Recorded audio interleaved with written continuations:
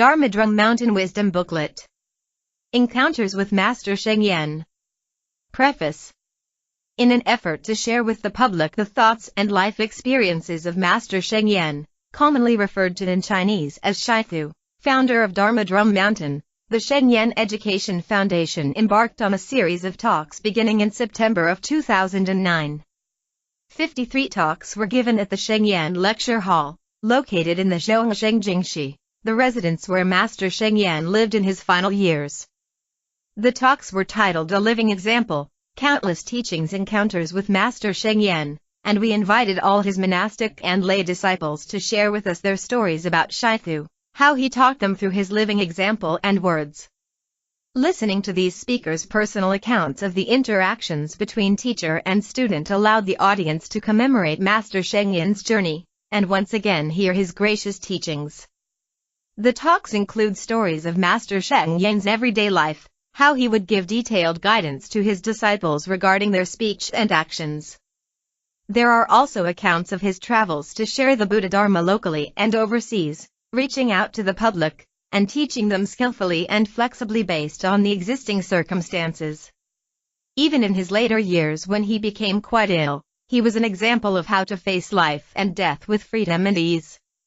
All of these examples, no matter how small the story or how short the conversation, radiate with Shifu's compassion and wisdom. They inspire us to vow to emulate the worthies and sages, practice what the Dharma has taught us, and repay through our heartfelt gratitude. At the end of the series, we felt that the interactions from these true life stories were brimming with the Dharma spirit.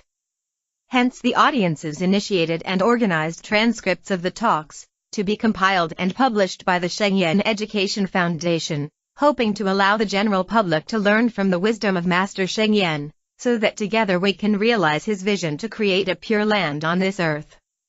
A great master who walked the talk. Venerable Guo Sheng. Having been a nun under Shifu's guidance for more than 30 years, I have witnessed how Shifu taught and led by example in many occasions.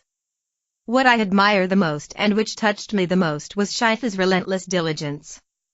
I recalled when Shifu visited an elderly practitioner who was chronically bedridden with illness many years ago.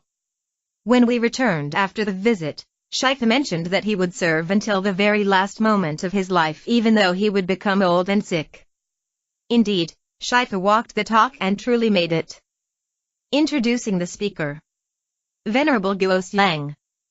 In 1979, Venerable Guo Sheng moved into Nungchan Monastery and was tonsured a year later.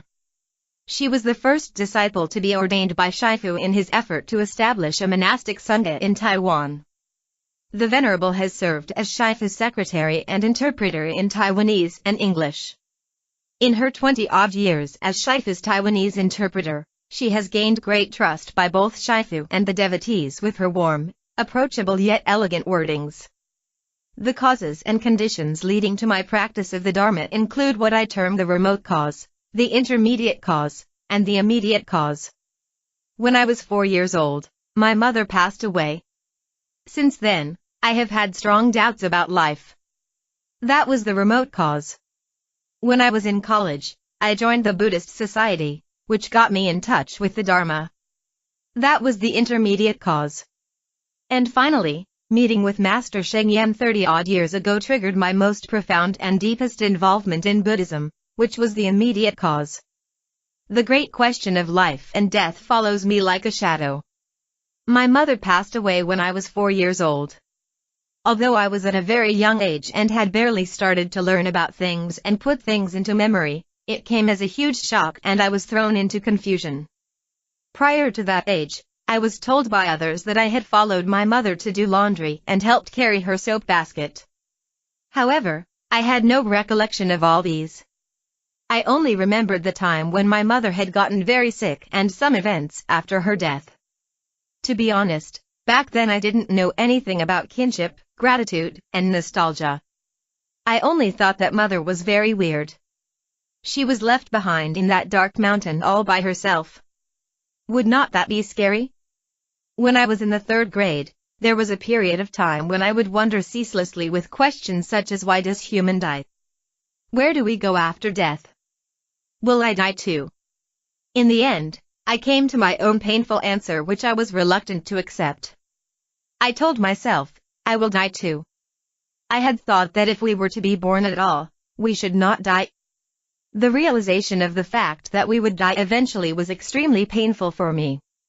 Living in this world became an utterly bitter task, and this thought hurt every piece of my bones thoroughly. My lungs and heart would ache right through too. I lost sleep every night and wept in solitude. Then I thought to myself, can this problem be solved?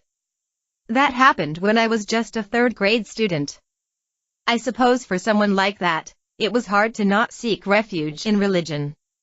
In high school, I went into a craze with absolute determination to seek the answer to life. I was also determined to find the most important direction of my life. Back then in Taiwanese high school, there was no Buddhist study club, so I joined a Christian fellowship. I attended gatherings regularly, listened to sermons, sang hymns, and participated in Sunday worships. I graduated from high school and was accepted to the Christian Soochow University in Taipei City. In any major function of the university, there would be an address by the university chaplain. However, I was not able to get the answer from what the chaplain said. It was during the second semester of my junior year that I came across a Buddhist study club poster for a gathering on Buddhist view of the cosmos. This pricked my interest. I recalled that it was a very novel talk on the extreme vastness and the extreme smallness of the cosmos. I felt, from the bottom of my heart, that Buddhism's scientific view of the cosmos was far wider, more interesting, and more brilliant than the state-of-the-art of astronomy. From there and then, I joined the University Buddhist Study Club, Pure Wisdom Society. Frequently, I would borrow books, participate in discussions, and have my queries answered by the seniors. There was a particular helpful senior from the Chinese language department. Her name was Cao Yume. She would patiently and skillfully help answer many of my questions, and that slowly led me to the acceptance of Buddhism. During the summer break of 1977, I attended a varsity-level summer Buddhist study camp organized by a Zhanghe monastery, and on the final day of the camp, I took refuge in the Three Jewels and formally became a Buddhist. The moment of my refuge was at 7 p.m. on the 7th day of the 7th month, July, of the year of 1977. I had a deep impression of the moment as there was a confluence of 5 sevens. After my refuge, I had an intense feeling that I did not have enough blessings, for it had taken me 20 years to seek my refuge. At the same time, I was also happy as this search for the grand path of life, starting since I was little, was over. Finally, I was certain of the path I was traveling on, aspiring for ordination and sharing Shifu's burden. During the 1978 Chinese New Year, Venerable Cheng Yan, then Lin Menjiang, who was also my varsity senior, myself and several others visited Fo Guangshan. There was a nun who took a particular interest in me. She knew that I was an English major and wanted me to get in touch with a lady named Miss Cai. The nun hoped that Miss Cai, who is well versed in Buddhist study, could help me in Buddhism while I could help her with English. Later I found that Miss Cai also lived in Baitu as I did then. She was staying at the Chunwat Institute of Buddhist Culture, which happened to be only 20-minute walking distance away from my place. On the day when we met, there was a Dharma service at the institute, and when I arrived, it was already near noon. The ceremony had just finished and lunch followed immediately. It was during the meal where I first met Master Sheng. We shared the table with Shifu, and he showed great hospitality by dishing out extra helpings into everyone's bowls. I also observed that Shifu ate fast, as he would finish a bowl of rice in 3 minutes. It made me wonder why a scholarly-looking gentleman like Shifu finished his meal in such a haste. Later I came to know that it was a habit Shifu picked up from attending 7-day Zen retreats when he was studying in Japan. After Shifu finished his meal, he continued putting extra helpings into others' bowls and chatted with us. Seated at the same table with Shifu were several elderly practitioners. Shifu behaved just like another elderly practitioner, and there was no barrier between him and them. That was my first impression of Shifu. A year later, I was enrolled in a summer holiday 7-day Chan retreat at the institute, led by Shifu personally. I remember that I cried so much during that retreat as if it had been a crying retreat. Sometimes I cried because I was touched. I also cried because of the pain in my leg. But the one that moved me the most was the power of compassion and wisdom radiating from Shifu. The power infused the air so thickly that I could almost reach out and touched it. After the retreat, I decided to move into an affiliate monastery of the Institute Nungchan Monastery, to continue my Buddhist study under the guidance of Shifu. Back then, I was still teaching English outside in the evening while studying Buddhism during the day in the monastery. There were then about 10 young adults who frequented the monastery. With this core group of people, Shifu established the threefold education academy, Sangha Education Department, which was the forerunner of the DDM Sangha. 6 months later, I went for another 7-day Chan retreat. After a Dharma talk, Shifu, in an unexpectedly harsh tone, said, "I run the retreat all by myself. I am so busy and exhausted and yet no one has offered to help. If none of you is inspired to step forward, there should not be any future retreat." Upon hearing those words, I was so sad that I ran out of the Chan hall and wailed in tears. I cried with such intensity that I was totally drained. This was contrary to my nature, as no matter how sad I was, I would only weep in silence. Crying until my whole body went numb was the result of extreme remorse I felt. Recounting my 20 over years of living, I realized that I had yet to serve Buddhism properly. I felt lousy for not doing my part at all. I really wanted to help lighten Shifu's load, but what could I do? I had just graduated from university with no experience working in the society. In addition, due to the circumstances of my background and spiritual capability, I was really bad at everything and anything. If I were to become a nun, what could I really do? I had zero confidence at all. However, I told myself I would completely devote my life's worth of time, soul, and strength to helping relieve Shifu's burden. Even if I had to spend the rest of my life sweeping, cooking or washing the toilet, it would be better than not taking up ordination. With this, I decided to become a nun under Shifu. A nursery rhyme and my deep contrition. After residing in Nungchan Monastery for a year, I began to have self-doubts just a month before tonsure. It was not because I have lost faith, but I was hesitant due to my own expectation. Nungchan Monastery was not a reclusive ground for isolated spiritual training but an active spiritual center with the mission to engage the world. I believed that as one of the pioneering batch of monastics, I should shoulder some serious responsibilities. But when I thought about it, I feared that I was not competent enough. My misgiving had gotten to the point that I thought that it might be better for me to go out into the mundane world to work and return only after accumulating some work experience. Right before tonsure, I told Shifu, I think I should get out and roam around in the society first. Shifu replied, if you roam around out of here, do you think you can really roam around back again? It was clear that Shifu disagreed with me and I decided to get ordained right away. In order to strengthen my determination to stay at the monastery, I made a vow daily that I would never leave the monastery for any interpersonal issue or illness. However, merely a month or two after my ordination, I slowly realized that I was physically unable to adapt to life at the monastery.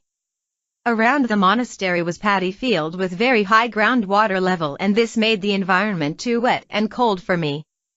I happened to suffer from a medical condition known as disharmony of yin and wei qi. In other words, my body reacted to warm and cold conditions very poorly. Since the summer I graduated from middle school, I had been suffering from this medical condition. I would come down with heat stroke easily while having a cold at the same time. Having this kind of illness in a highly disciplined lifestyle of the monastic sangha was a very tough challenge. I also suffered from heart disease and gastric ulceration. There were other problems, including having to make many toilet trips a day. All these made me feel embarrassed, helpless, and even useless. Feeling like a sick soldier stationed in the front line, handicapped with illnesses, I started to question whether I was the right kind of person to be ordained. But my determination to be ordained was resolute and I had burnt all my bridges. This severed nearly every connection I had with the outside world, and there was already no way out. My condition was not easily explained and understood.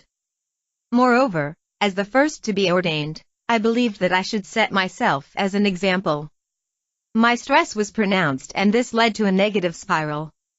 The greater the stress I suffered, the more sick I became, and misunderstanding arose. I was even told off by a fellow practitioner, quoting Shifu words, "The diligent enjoy the best health." I could not explain myself without sounding defensive. As I was ill, my ability to follow the Sangha routines deteriorated. Gradually Shifu started to question if my intention of becoming a nun was due to the setbacks I had encountered in the mundane world. Even so, as I was the first to be ordained, Shifu was very forgiving. In one of the letters Shifu wrote me in the earlier years, he said, "I think highly of you." Whether it was serving as Shifu's secretary or holding other duties, my capability and physical conditions were terrible. I was always operating with a foggy mind, but Shifu pardoned every bit of it. The only thing I did well was serving as the Taiwanese interpreter for Shifu. Back then, providing live Taiwanese interpretation was very important, and Shifu thought highly of my effort. To this day, there are still laypersons and monastics from all over Taiwan who talk about my interpretation when they bump into me.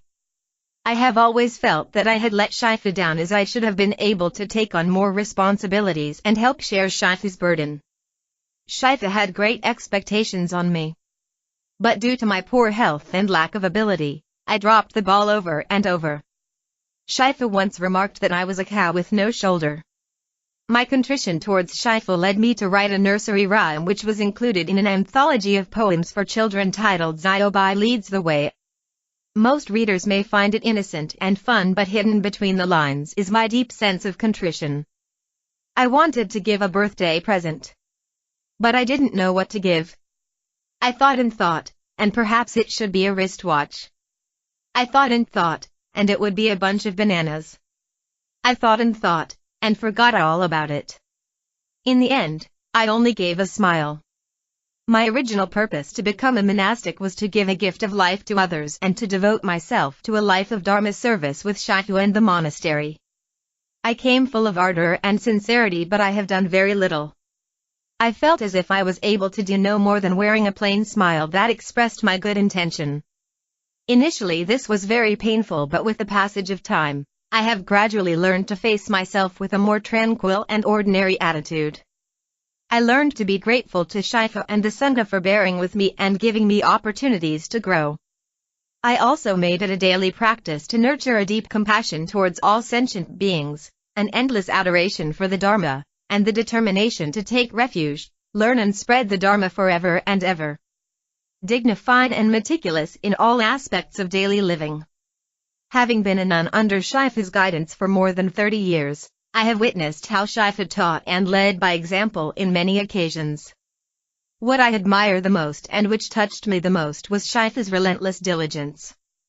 I recalled when Shifu visited an elderly practitioner who was chronically bedridden with illness many years ago. When we returned after the visit, Shifu mentioned that he would serve until the very last moment of his life, even though he would become old and sick. Indeed, Shifu walked the talk and truly made it. In over a month before he passed away, even though he was so weak that he needed help to stand up or sit in the wheelchair, he always wore a smile in front of people, and he was still very clear-minded and humorous as he had always been. And in the final 2 weeks, he was still able to give very clear and detailed instructions on numerous complicated matters. In the past, I had personally witnessed how Shifu handled things even when he was very ill. For example, in 1982, the government of Singapore invited Shifu to teach the Dharma there. Due to the hot weather and a tight schedule, Shifu contracted shingles, a viral infection of the nerve roots, on his left face. It was excruciatingly painful. Shifu had to return to Taiwan after having been treated by several local doctors to no avail. When Shifu arrived at the Chungwat Institute of Buddhist Culture, many people cried when they saw him.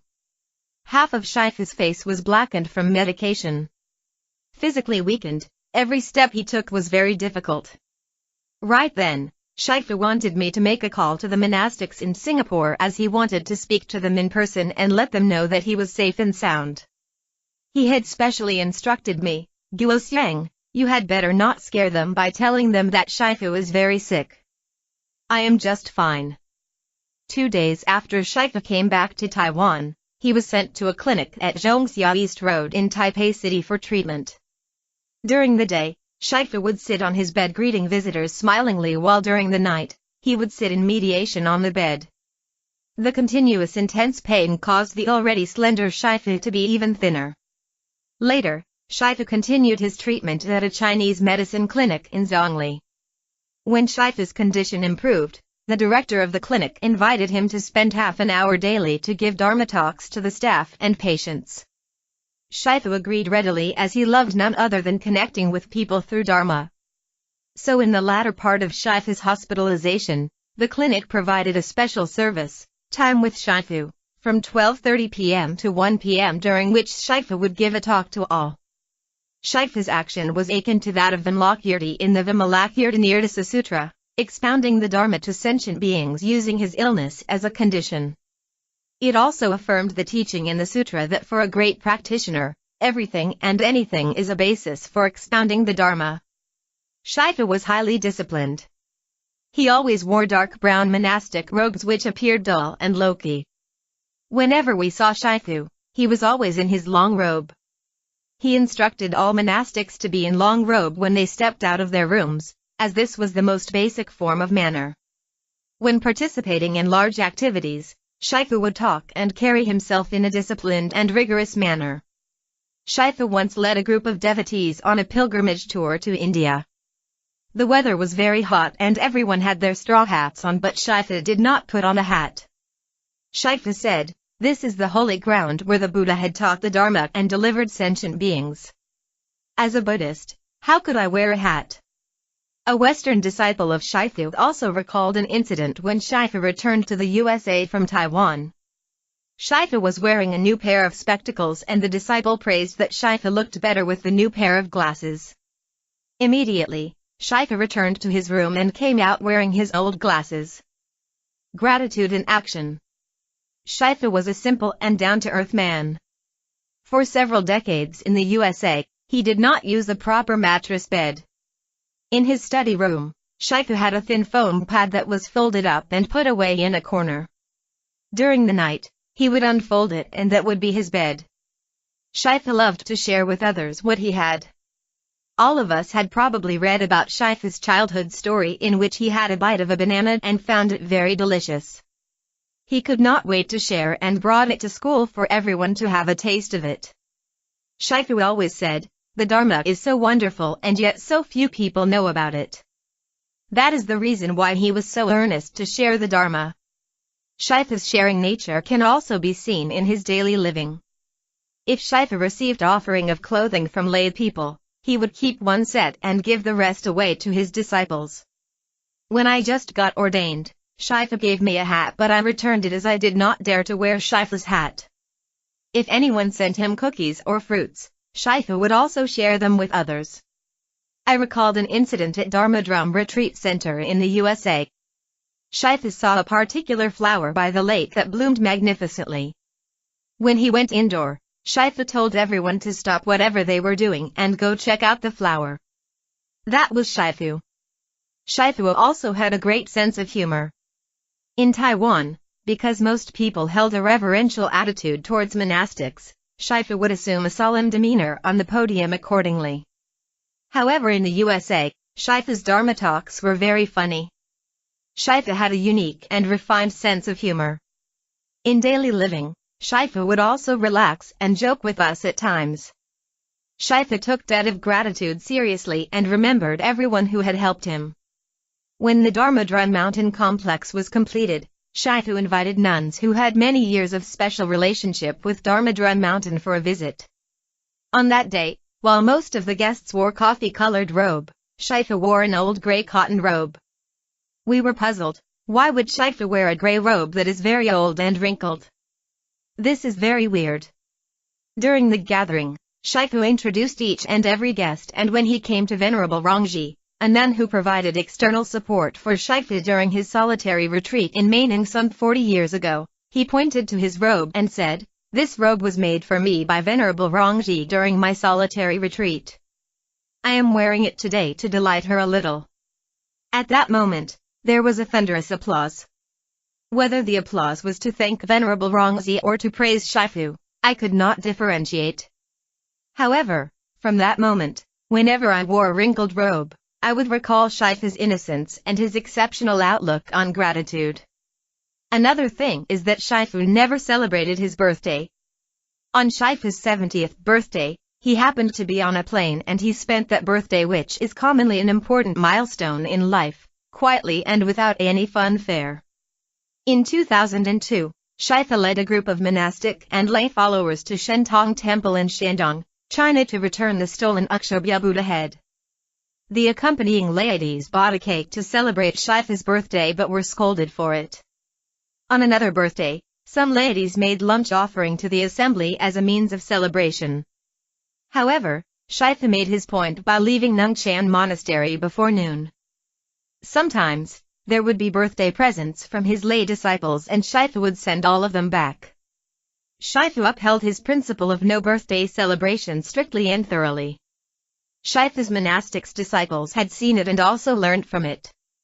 For the monastics of Dharma Drum Mountain, birthday is not celebrated. The 4 mindsets and bodhisattva vows. Throughout Shifu's life, not only did he carry out Dharma practice by actions, he also instructed his disciples that practicing the Dharma required 4 mindsets: great faith, great vow of compassion, great diligence, and renunciation. First of all, great faith refers to having faith in the 3 jewels and in ourselves. We should have faith in the 3 jewels and believe that the 3 jewels can help us depart from the myriad sufferings of life and death. Most of us struggle on amidst all sorts of difficulties including birth, aging, sickness, and death. The 3 jewels are a beacon and a vessel to help us thoroughly transcend suffering. Hence, the first condition for practicing and learning the Dharma is to have faith. Have faith in the 3 jewels and have faith that we are capable of practicing the Dharma. Have faith that through practice, we will eventually attain Buddhahood. Second, great vow of compassion refers to the Bodhi mind. Seeing the suffering endured by sentient beings, we simply can't bear to turn away and therefore strive to help them depart from suffering and gain joy with Dharma. This is vital. In one of Shifu's talk, he mentioned that a vow was a promise to oneself. In our world of suffering, the greatest promise we can make to ourselves is to generate a vow. In Shifu's autobiography Footprints in Snow, he clearly stated that it is through such compassionate vows that ordinary beings attain Buddhahood in their practice. Shifu had said that even for a person who had not done a single good thing in his entire life, if he could make a pure vow right before his death to be reborn as a human being so that he could practice diligently and help sentient beings practice the Dharma, he would be spared the foul paths and return through the power of the vow. In the past, we had thought that in order for someone to be able to return through the power of the vow, he or she had to be a great practitioner. However, Shifu told us that as long as a person made a pure vow before death, he would be able to return as a human being although he had not done any good in his life. As we can see, the power of vow is very potent. This was also why Shifu had likened vow to a life buoy. We, the masses, are adrift on the seas of suffering in the 3 realms. Making a vow is like wearing a sturdy life buoy. If a wave crashed over us, the life buoy would keep us from drowning and we would resurface quickly. Therefore, it is very critical that we make a great vow.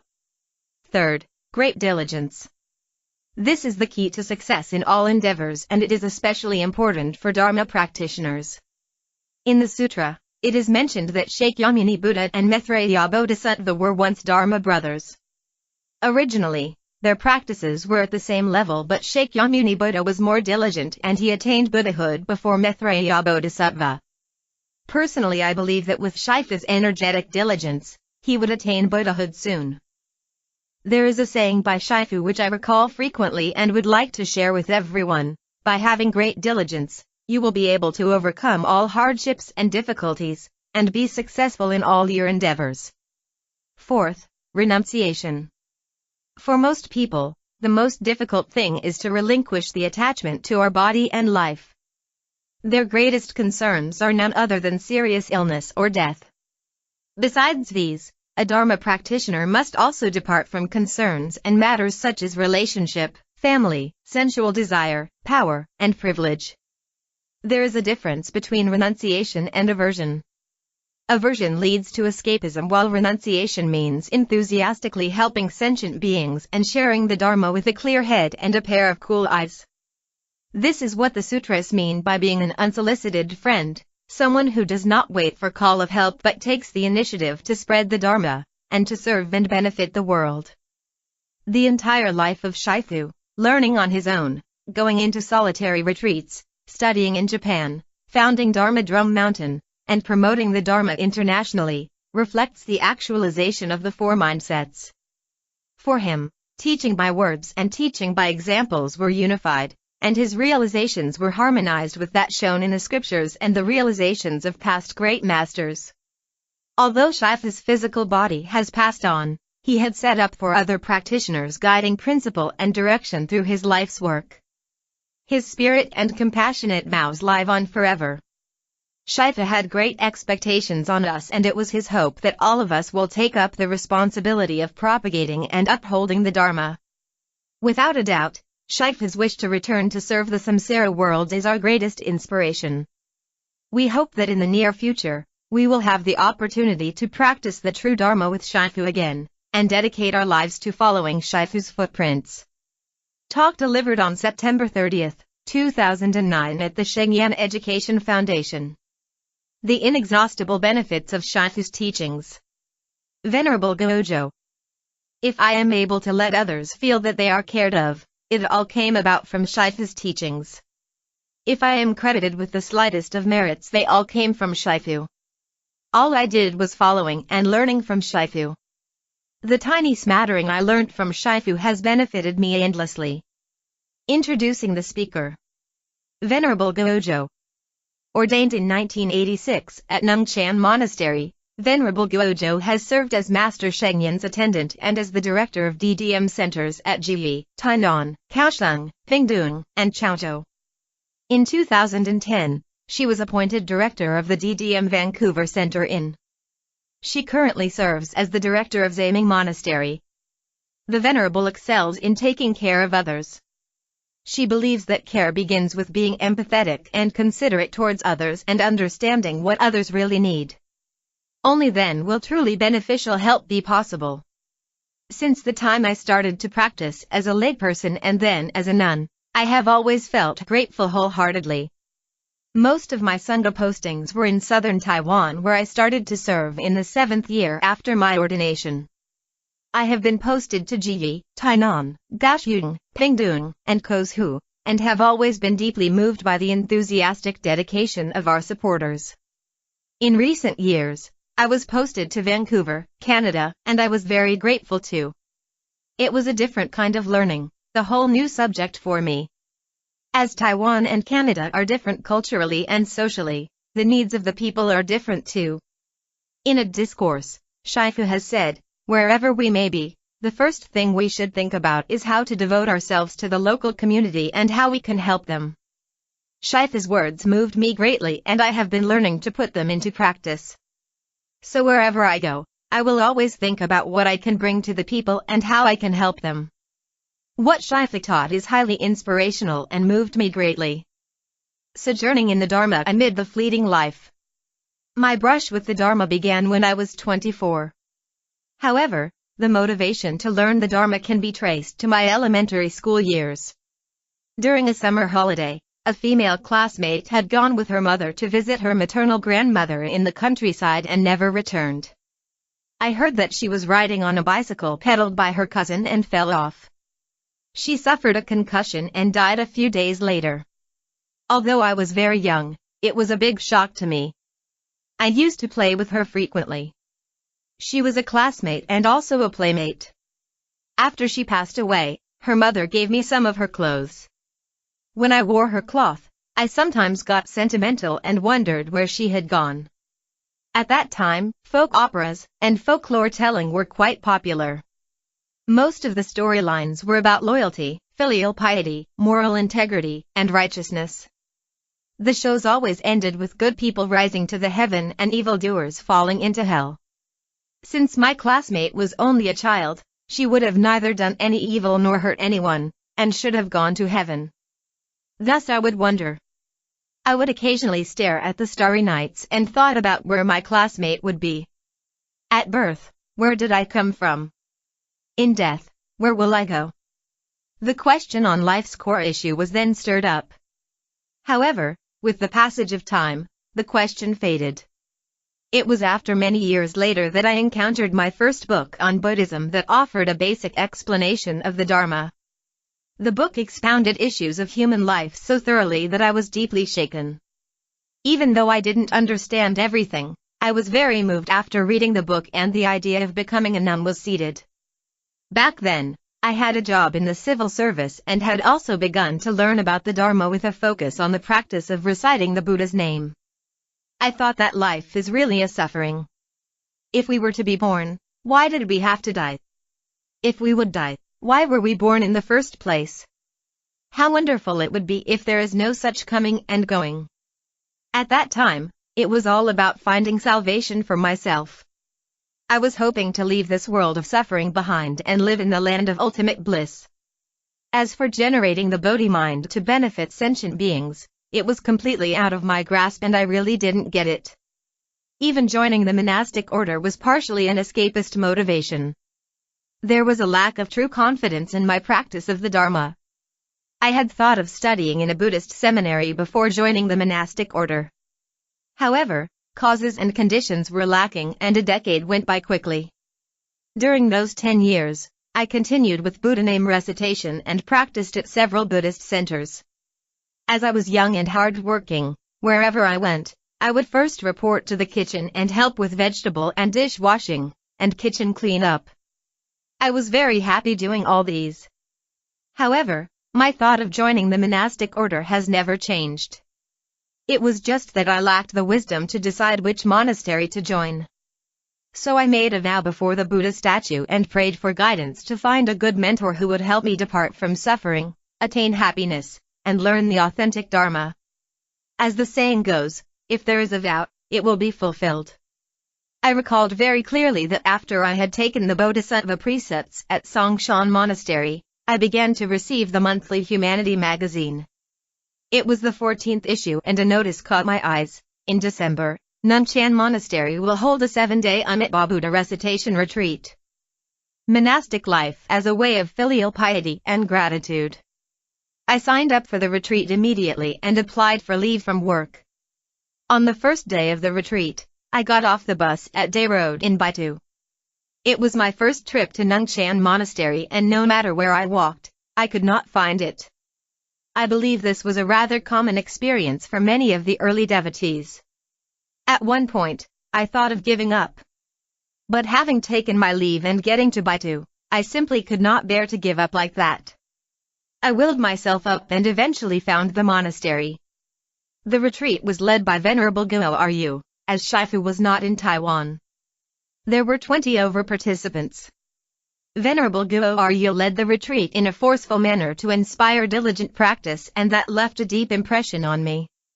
On the final day of the retreat, which was a Sunday, I was filled with Dharma joy and was reluctant to leave the place.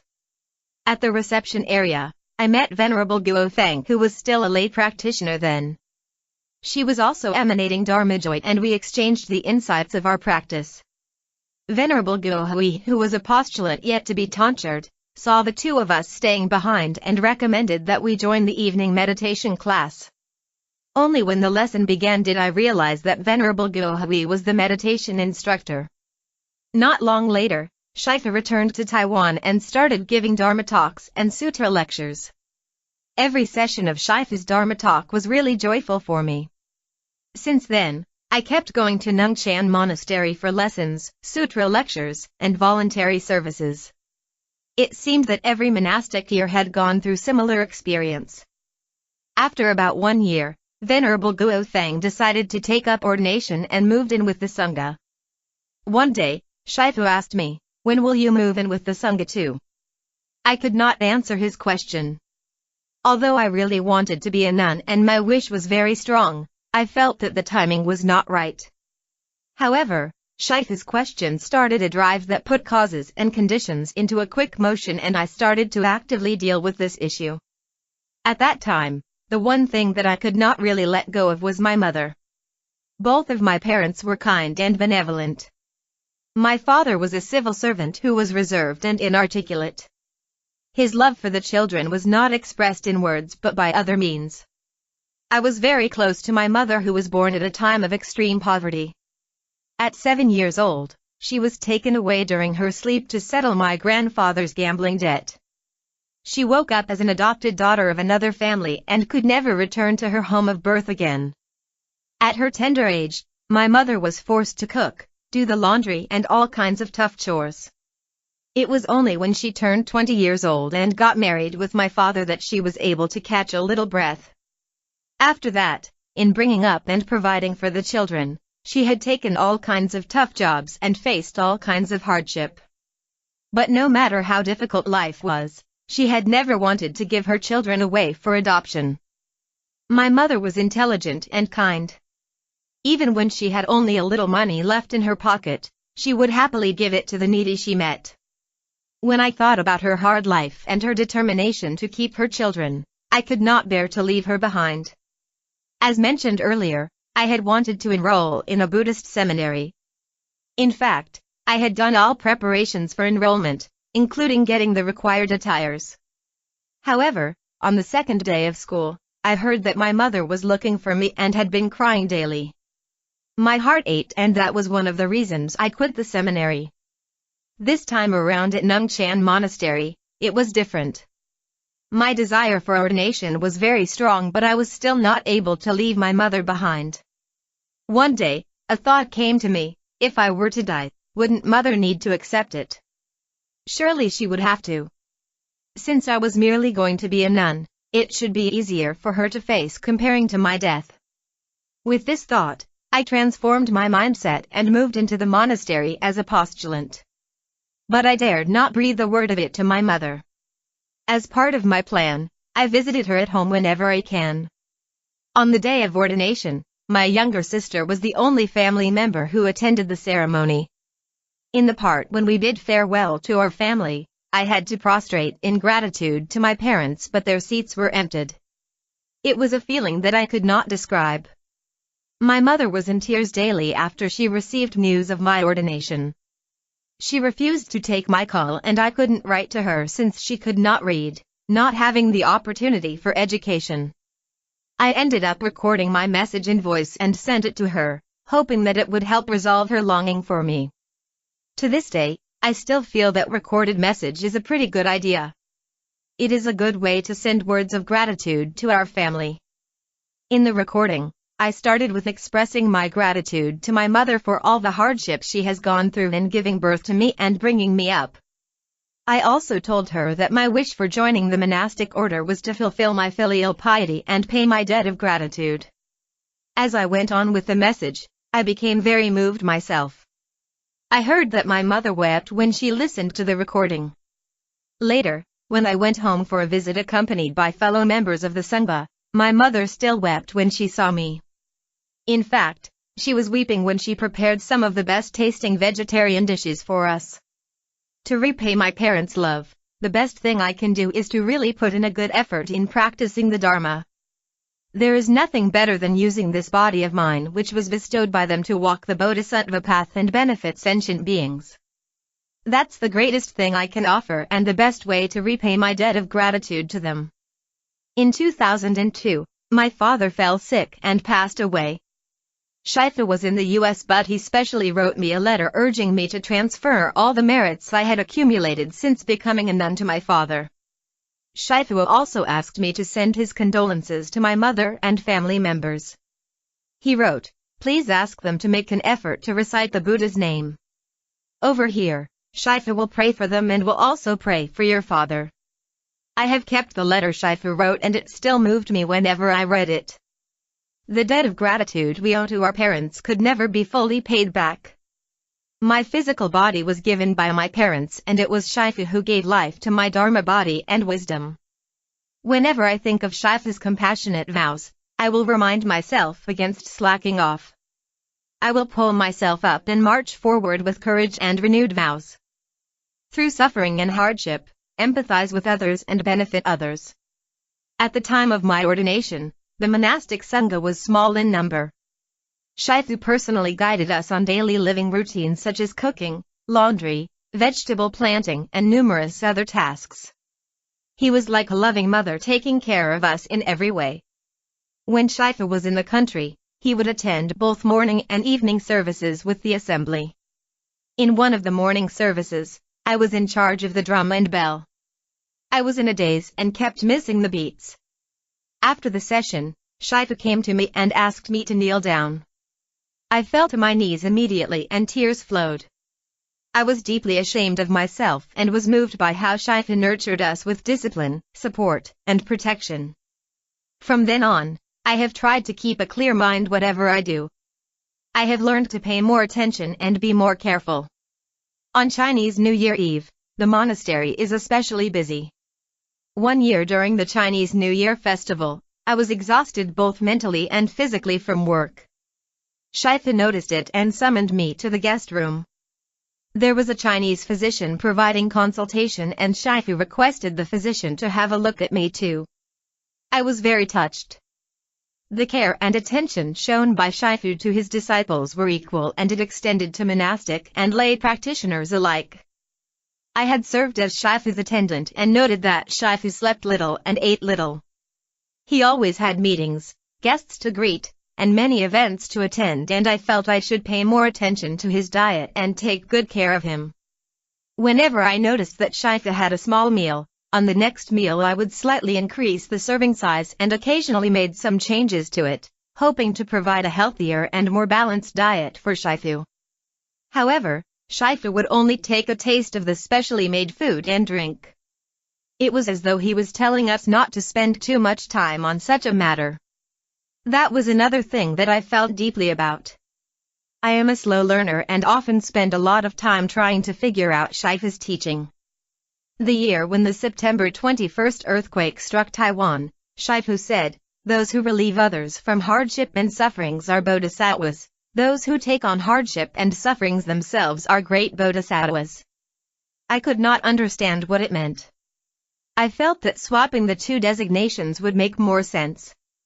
Why did Shifu exclaim it as such? It wasn't until 2002 that I finally understood what Shifu meant. 2002 was the worst year of my monastic life, as I was not settled in both mind and body. Assaulted by all kinds of adversities, I was in turmoil mentally and physically. I felt that the only way to face this was to go into hiding. Later on that year, I participated in the group pilgrimage tour to ancestral monasteries of the Chan lineage in mainland China with Shifu. It was by listening to Shifu's Dharma talks on the trip that I was able to slowly regain the peace of mind. At times, during adversity, we may find ourselves confronted by all sorts of unfavorable situations that seemingly come from nowhere and for no particular reason. In reality, it is the ripening of karmic forces which explode altogether. At that moment, we may not be convinced that we were at fault or in the wrong. I have had such an experience. Anyway, I was very grateful for the opportunity to join the pilgrimage tour, as during that 14 days, I was able to follow Shifu's footsteps and listen to his Dharma talks. I was very moved by Shifu, as he never thought about himself. His thought was always on sentient beings and on Buddhism. Shifu gave a talk at the Hong Kong University of Science and Technology after the pilgrimage tour. The topic was modern-day application of the Heart Sutra. Shifu started by asking how individuals could keep their minds at peace in the midst of unstable macro environment with economic recession and increasing layoffs. He then expounded the wisdom of the Heart Sutra and taught that by exercising this wisdom to contemplate things, we will find that our body and mind as well as the environment are impermanent. As such, they are always changing. Whatever situations we are in, be it getting hurt or tormented, we suffer because our minds are influenced by external conditions. The Heart Sutra teaches us to transform external conditions within our mind. I was deeply impressed with the following teaching of Shifu: bringing vexations to ourselves reflect a lack of wisdom, bringing vexations to others reflect a lack of compassion. This teaching has helped me greatly. It is very useful. The Heart Sutra says, he perceived that all 5 skandhas are empty, thereby transcending all sufferings. If we are able to contemplate the impermanence of our thoughts, suffering will cease to exist. However, although our own suffering may not exist any longer, sufferings of sentient beings are still there, experienced by them as reality. Such feeling and insight can only be gained by taking on and experiencing sufferings ourselves. Only then are we able to help others with empathy. Right then, I finally understood why those who relieve others from hardship and sufferings are bodhisattvas. Those who take on hardship and sufferings themselves are great bodhisattvas. Shifu also told a story of a disciple who was in real estate trading 30 years ago. He frequently went to the monastery and attended Shifu's Dharma talks. Then came a real estate crash and the market never recovered. He was in great suffering and even told Shifu that he wanted to commit suicide. Shifu scolded him for being ignorant and said that as long as he practiced the Dharma, he could always find a way out. Shifu told him, always leave yourself a lifeline and leave others a lifeline too. The man then disappeared and did not show up again. It was 15 years later that the man reappeared, bringing his family along to visit Shifu. The man spoke of the worst moment in his life when he couldn't find a way out. He thought of Shifu's word, always leave yourself a lifeline, and followed the advice. A friend came to his aid.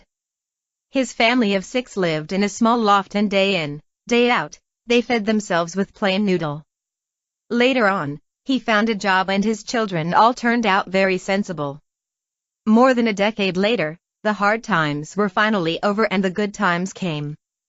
On that particular day, the man brought his family to visit and specially thanked Shifu for saving his life. Sharing some words of Dharma can change someone's life. This story inspired me greatly. Always leave yourself a lifeline and leave others a lifeline too. I have understood Shifu's teaching and I made a silent vow to practice even harder and never ever let Shifu down. Kindness and compassion, equality for all sentient beings. If I am able to let others feel that they are cared of, it all came about from Shifu's teachings. If I am credited with the slightest of merits, they all came from Shifu. All I did was following and learning from Shifu. The tiny smattering I learned from him has benefited me endlessly. A monastic colleague once asked me how to practice being caring. I said that it was simple. Rather than consider things from our own point of view, try to look at things from others' perspectives and needs. Everyone has a different standpoint. It is only when we look at things from the standpoints of others that we can understand his need and to truly help him and benefit him. When I was first posted to the branch centers, I knew nothing. I only knew that when a devotee has a need, I will respond immediately. Although something might appear minor to me, it could be very important for the devotees. For example, when the elderly parent of devotees fell ill or was about to pass away and they asked whether I could go to their home and help their parent take refuge, I would go right away. What I gave was only a tiny bit. However, for the devotees, it was the help they needed the most. From Shifu's biography, we learned that throughout his life since he was a child, he has faced constant adversity. The suffering experienced by Shifu was truly deep and his compassion for sentient beings who were suffering was profound. At all times, Shifu cared for his disciples and his compassion was equal towards all. His approaches towards those who were difficult were different from his usual approaches. Some people had said that Shifu bullied the good ones but feared the bad ones. To this, Shifu answered, "Of course I bully the good ones and fear the bad ones. For the bad ones, if you continue to condemn them, they will run away and their virtuous roots for Dharma practice will be cut off." For example, more than a decade ago, there was a terrifying kidnapping in Taiwan which shook the entire society. A policeman was killed in the incident and the main culprit also paid for his crime with his life. After the incident ended, Nunchan Monastery happened to hold a 7-day Buddha recitation retreat, and Shifu requested the monastics to put up memorial tablets for the deceased policeman and the culprit. The tablet for the policeman was positioned in front of that for the culprit. Shifu's intention was that while the good must be saved, those who have done evil should be saved all the more. Great bodhisattvas do not harbor antagonism or discrimination, but it does not mean that they cannot distinguish good from evil. It is just that they are compassionate towards people who have done evil, for they are in even greater need to be helped with Dharma. As for putting the culprit's tablet in the rear, it was done to prevent people from giving rise to vexation. In most people's minds, there are only the two extremes of right and wrong. However, the compassion of great bodhisattvas is equal towards all, transcending worldly duality. Shifu brought our Dharma body and wisdom life to light. It is because of Shifu that we are able to learn the Dharma and practice the way of Bodhisattva. In my early days as a Buddhist, I had no idea what the way of Bodhisattva was. All I knew was chanting the Buddha's name to seek rebirth in the Western Pure Land. As for Dharma, I had more misconceptions than right understandings. For example, I have wishfully interpreted the Dharma name Shifu gave me, Guojo, as a canoe to ferry myself. I dared not wish to be or imagined that I could be a vessel for others. It was due to Shifu's unyielding guidance and admonition that we should not just think of ourselves but should generate the Supreme Bodhisattva to benefit all sentient beings that I began to realize the profound significance of my Dharma name. Later, when I was posted to the branch centers, I frequently made caring visits to the hospitals and conducted Buddha name recitation for the dying or deceased. Having thus witnessed all kinds of sufferings due to the death of loved ones and family discord, I learned all the more to treasure the preciousness of the monastic life, and I vowed to help even more people through Dharma. Honest practice, abiding in the Dharma. In recent years I have been posted to Vancouver. Although it is a Western society, the basic need and ability to depart from suffering and attain happiness is the same for all people, regardless of their cultural origins. Everyone has the same need for the Dharma. For now, meditation is the more readily acceptable practice for Westerners. If we can help provide the opportunities to enable more Westerners to practice meditation and thus slowly influence the Western society, it will be a great merit. The continuing transmission of the Dharma depends on the fourfold congregation of monastic and lay practitioners. Although Shifu's perspective may differ somewhat from that of the laïties, the fourfold congregation needs to work together in a complementary manner in order to fulfill Shifu's compassionate vow and vision. Shifu had handed us a heavy responsibility. We should encourage and motivate one another to spread the vision and ideals of Dharma Drum Mountain all over the world and thus help to diminish worldly catastrophes. I also hope that all of you here will come to participate in meditation retreats and Buddha name recitation retreats, receive Bodhisattva precepts, or take part in the water and land Dharma service. Every Dharma Drum Mountain activity is an educational activity in nature. The water and land Dharma service is very special and I attend the service every year. When tens of thousands of people practice diligently together with their bodies and minds coming into accordance with precepts, concentration, and wisdom, the power of deliverance is extensive and far-reaching. And what should you do when you encounter challenging situations out there and your mind is restless? Hurry back to our centers. By practicing the Dharma together, drawing the mind back, and learning to be in accordance with compassion and wisdom, your heart and mind will be at ease. Let's all take it one step at a time, practicing the Dharma and the way of Bodhisattva steadfastly and honestly, deriving happiness from the acts of giving, and feeling joy from our dedication. This is what we mean by cultivating wholesome affinity with others extensively. Let our mind and body abide peacefully on the Dharma and on Shifu's Dharma body, his teachings. We should keep on familiarizing ourselves with his books and teachings as much as possible and practicing accordingly. In this way, we will be able to let our body and mind abide constantly on the Dharma in peace. Homage to Amit Babuda. Talk delivered on May 5, 2010 at the Sheng Education Foundation. Repaying the kindness of Shifu with selfless devotion every day. Venerable Gokan. The rebuilding of Nungchan Monastery into the Water Moon Dharma Center was completed in just a few years. Many people felt that it was an incredible feat and asked me how it was possible. I reasoned that it was all about one's will and aspiration, just like the founding of Dharma Drum Mountain by Shifu, blazing a new path out of wilderness, turning the impossible into possible with the power of his vows. Nungchan Monastery was the origin of Dharma Drum Mountain.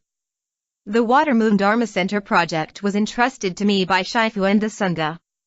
I saw it as a marathon which I must complete by all means. Introducing the speaker. Venerable Guokan.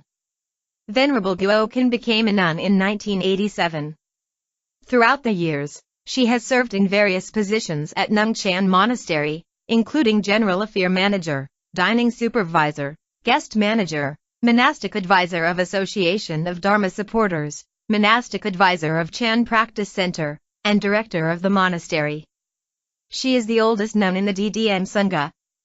In 2007, she was entrusted to lead and manage the Water Moon Dharma Center project and was involved from ground preparation to the actual construction. Completed in 2012, it transformed Nungchan Monastery into the first purpose-designed scenic monastery in Taipei. My journey to become a nun was very winding but exciting. It was one that lasted more than 10 years, a journey in which I have let go of mundane matters one after another, until I finally left home and became a nun at the age of 44. I am now the oldest monastic in our Sangha. I often received scolding from Shifu in the 20-odd years since I became a nun. Shifu's scolding came in many levels. Sometimes it was meant to correct our words and actions, sometimes it was used as a means to teach others by example. Shifu often said that I was a busybody, yet he also said, our Sangha could not do without Guokan. When Shifu corrected his disciples, he always did it caringly.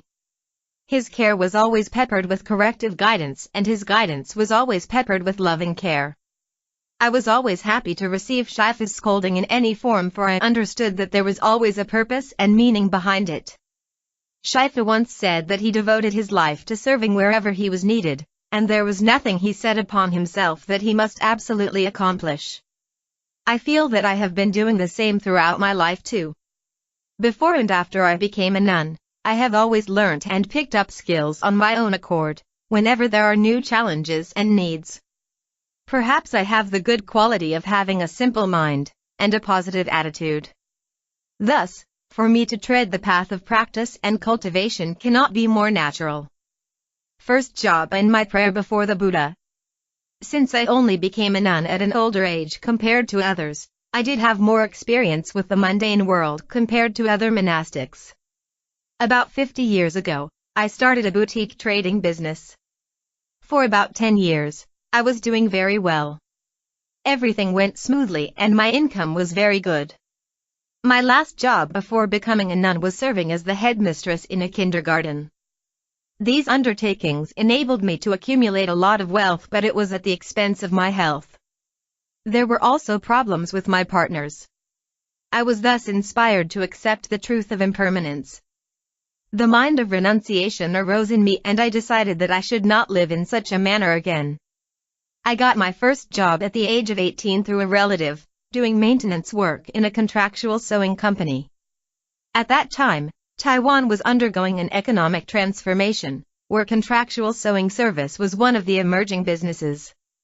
As a maintenance worker, my task was to prepare drinks and keep the office neat and tidy. I visited a temple with my mother before starting work and prayed to the Buddha, "O Lord Buddha, please grant me blessing. I prayed that my work will be smooth. I wished to remain single and to accompany the Buddha through this life." It was a prayer that arose naturally. Even though I had not come across the Dharma then, for some unknown reason, I had a strong determination to accompany the Buddha in my entire life. That such a wish came about was due to my experience growing up in a traditional Chinese family. I grew up in a time when most people were sexist. Men were perceived to be more important than women. Eldest daughters like me tend to suffer more.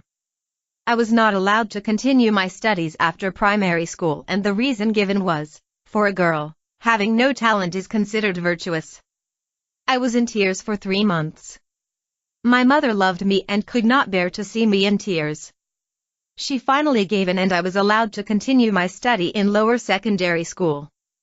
I came to accept my fate after finishing lower secondary study and gave up on my dream of continuing with my studies even though I was accepted by Taipei First Girls High School, the best girls' school in Taiwan. Having a job meant a lot to me, for it was the first time I could be independent and be responsible for myself. It was something I treasured a lot. Causes and conditions were very favorable to me that year. The company engaged a Japanese to train the staff on machine operation and sewing techniques. It was a course offered by the machine maker for its customers. My boss was very kind to me and allowed me to sit in the classes. Perhaps because I could focus well by nature, I was able to grasp what was taught very quickly, while most other colleagues were at a loss. As a busybody who loved to help others, I could not stop myself from providing advice to them. Nowadays we refer to this as sharing. When the Japanese trainer noticed this, I was recommended to be his assistant. My boss was very happy and accepted the recommendation right away as he now had an assistant trainer without paying anything extra. The happiest person was me though. I was not afraid of tedious work or having to do more, as long as I had the opportunity to learn new things. After 4 months, the visa for the Japanese trainer expired and he had to return to Japan. But the training had to continue. Since I had learned well, my boss decided that it was reasonable to promote me to be the trainer. And so, within just a few months, I became a trainer from a maintenance worker. Starting a business having acquired a skill. I went all out at work, going to work early and returning late day in day out. I only focused on my work and barely looked after my own interest and well-being. I was very aggressive and strived very hard. After a year, I eventually fell sick. Such was my habit, charging forward very aggressively and only stopping when falling sick. Yet after I have rested enough and recovered, the cycle returned, charging forward, exhaustion, recuperation, and charging forward all over again. Such was the case with my involvement in the Water Moon Dharma Center project over the last few years. I had worked very hard and fell sick as a result. The Sangha made an immediate human resource adjustment which allowed me to put things aside. I have been falling sick easily since I was little and I was also diagnosed with a kidney condition more than 10 years ago. Although I have been mindful and have managed my health well, I was so busy this last year with the final stage of the project that I became too tense in body and mind. There was nothing I could do about it. It was like running in a marathon with the finishing line in sight. The only thing in mind was to go all out and charge forward. Now that the compound is completed, it is time for me to rest. Returning to the time when I fell sick because of work in my 20s, my mother was shocked as she could not fathom how work alone could bring a young person down so badly. She insisted that I quit my job and rest at home. I attended classes in a fashion design school during that time and it changed my life. After resting for half a year, I was offered another job. This time, the boss had heard that I studied fashion design and employed me as a fashion designer. I was tasked with making one new design every day. That was relaxing for me but good enough for the company as my design was quite popular and well received in the market. After all these experiences, I came to realize that doing business was not difficult. I could cope with and master many things, running things on my own, making sales pitches, and carrying out administrative and managing tasks. I never worried about the amount of work or the tediousness of work. With a fearless and ambitious attitude, I started my own garment export business at the age of 24, running the chain of designing, manufacturing, quality control and shipping all on my own. I was very fortunate. My business grew extremely well, and was so profitable to the extent that I could afford to be selective in my business, declining deals that were not profitable enough for me. Not only did I buy a house, I was able to buy new properties every year. I could easily afford a good life just with rental alone. An accidental turn of event. I was 30 when my career was at its peak. However, soon after I experienced the first failure too. There was a $1 million deal with a bad customer who not only refused to pay, but also refused to return the goods that were shipped. I drove through the night from Taipei to Tainan, and then from Tainan to Kaohsiung, in an attempt to halt the shipment and retrieve my goods. It was all in vain as the goods had already left the port. All the sweat and hard work was gone with no return. At that moment, I was like a deflated balloon. I somehow managed to drive back to Taipei in a stupor, but the reality was too much for me. I started to reflect on myself after this setback and realized that I was actually becoming increasingly unhappy although I was doing well with my career and wealth. I wondered if money was following me or I was dragged along by money. In retrospect, I was extremely frugal. Even a cheap $5 bowl of plain noodle was considered expensive by me. I never bought new clothes for myself and never went for movies. I was singularly focused on making money. I did it not for myself but for my family members and my staff. With my good intention, how could such a bad incident happen to me? The way my partners treated me made me feel even more dismayed. They didn't really invest in the business and didn't really seem to help me. They acted more like my bosses, supervising me all the time. They always had a say whenever I wished to spend money for my family. They always found ways to stop me from doing what I wanted to do for myself. All these started to grow on me. I started to wonder if I should continue to live like this. Just when I grew tired with my life, one of my primary schoolmates came to me for assistance. Her husband was diagnosed with liver cancer and she needed money urgently. Since it was a life-saving matter, I did my best to help her without asking much about it. 1 month later she came again, telling me that she was not able to repay the debt but her husband's medical cost was so high that she needed more help. She then asked if I would consider taking over her kindergarten business to help her and as a repayment of what she owed me. That was how I got involved with early childhood education. It was not something I had planned but merely followed along. However, I did my best to ensure that I could handle it well. Once I decided to take over the kindergarten, I returned to school to get the necessary qualifications. I first attended a high school which offered early childhood courses and received qualification as a teacher. I then received admission to a teacher training college by examination and eventually obtained qualification as a headmistress. I have always tried my very best in everything I do as that's the least I expect of myself. I am extremely grateful that causes and conditions had brought me to the field of education. Later on as I started to practice at Nungchan Monastery, I felt all the more that education is the core of the Dharma. Cultivating at Nungchan Monastery. I began to visit Nungchan Monastery in 1984 for health reasons.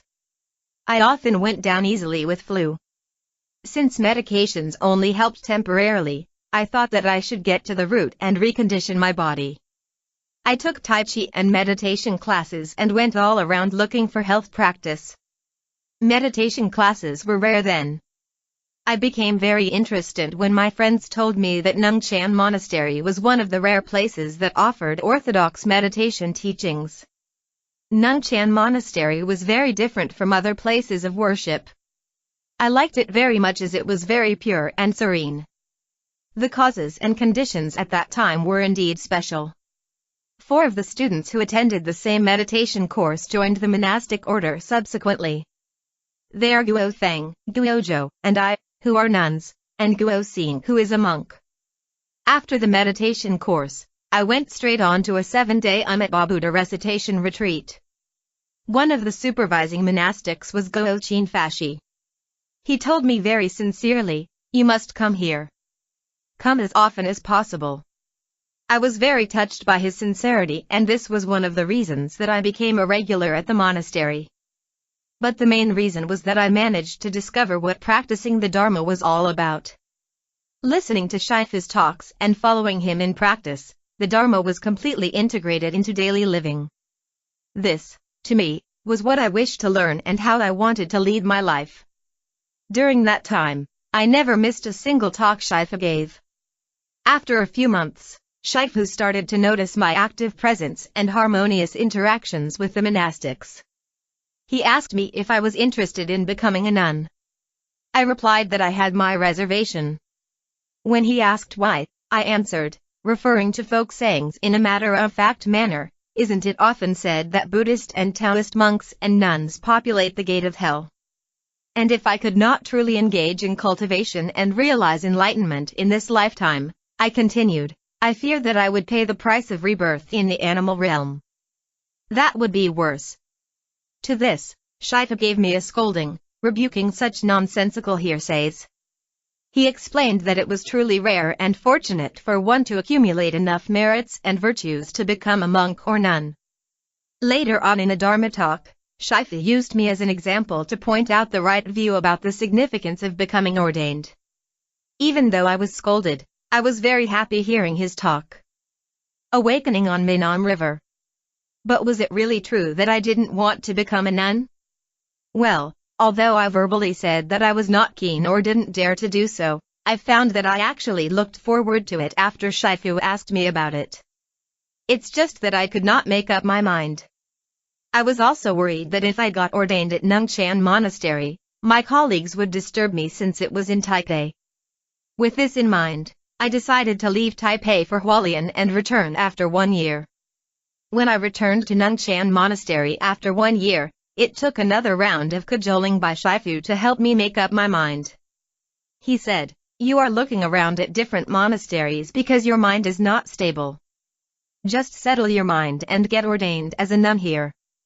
I could not agree more with these simple words. It was true that I was hunting around because my mind was not stable. Now even when I was clear with my direction to leave home as a nun, I was still pretty unsteady and fickle-minded. I applied for leave very often in the first 6 months of my training as a postulant. When the monastic director reprimanded me for my poor attitude, I argued, "I am the headmistress of a kindergarten. I need to give speeches on school opening and graduation days." I did not let go of every worldly thing then. Half of my mind was preoccupied with the outside world. There was once I tried to apply for a week's leave for a holiday in Thailand. The monastic disciple replied, "You can apply for leave, but if you take such leave, just don't return." I thought to myself, okay, it is not that I don't want to become a nun. But since you deemed me unfit, I will just practice as a lay person then. To take leave for 1 week, I needed Shifu's approval. I had rehearsed what I would say when I walked up with the leave application form to the 2nd floor to see Shifu. He took a glance at me and said, "Just this one time and no more. That's all." Good grief, this was completely unexpected and I was caught by surprise. I had never expected Shifu to give such a response and approved my application. In Thailand, I took a cruise on Meinam River, a popular tourist attraction, and that was a turning point for me. While many enjoyed the river cruise, it was an awakening experience for me. I could not fathom how people could live their entire life in a boat on the river. I started to ponder if it was possible for me to practice the Dharma if I were to live on a boat like them. If I were to die without having learned about the Dharma, could I return as a human being in my next life and practice the Dharma? I became unsettled as I thought about these. Suddenly, I awakened to the fact that it must have been a heavy karmic obstacle that I had thought of giving up on becoming a nun although I had practiced the Dharma and was given the opportunity to be ordained. Right away, my mind was transformed and I decided to rush back and get ordained immediately. When I returned to Nungchan Monastery, I stayed on without taking any more leave. Half a year later, I was tonsured. Come to think of it, Shifu must have known of my heavy karma and that I needed to overcome them. Otherwise becoming a nun could not be a wholehearted thing for me. Tonsured with karmic obstacles dissolved. My family members and colleagues came to Nungchan Monastery on the day of my ordination. They were not there to observe the ceremony. Rather, they were there to take me back by force.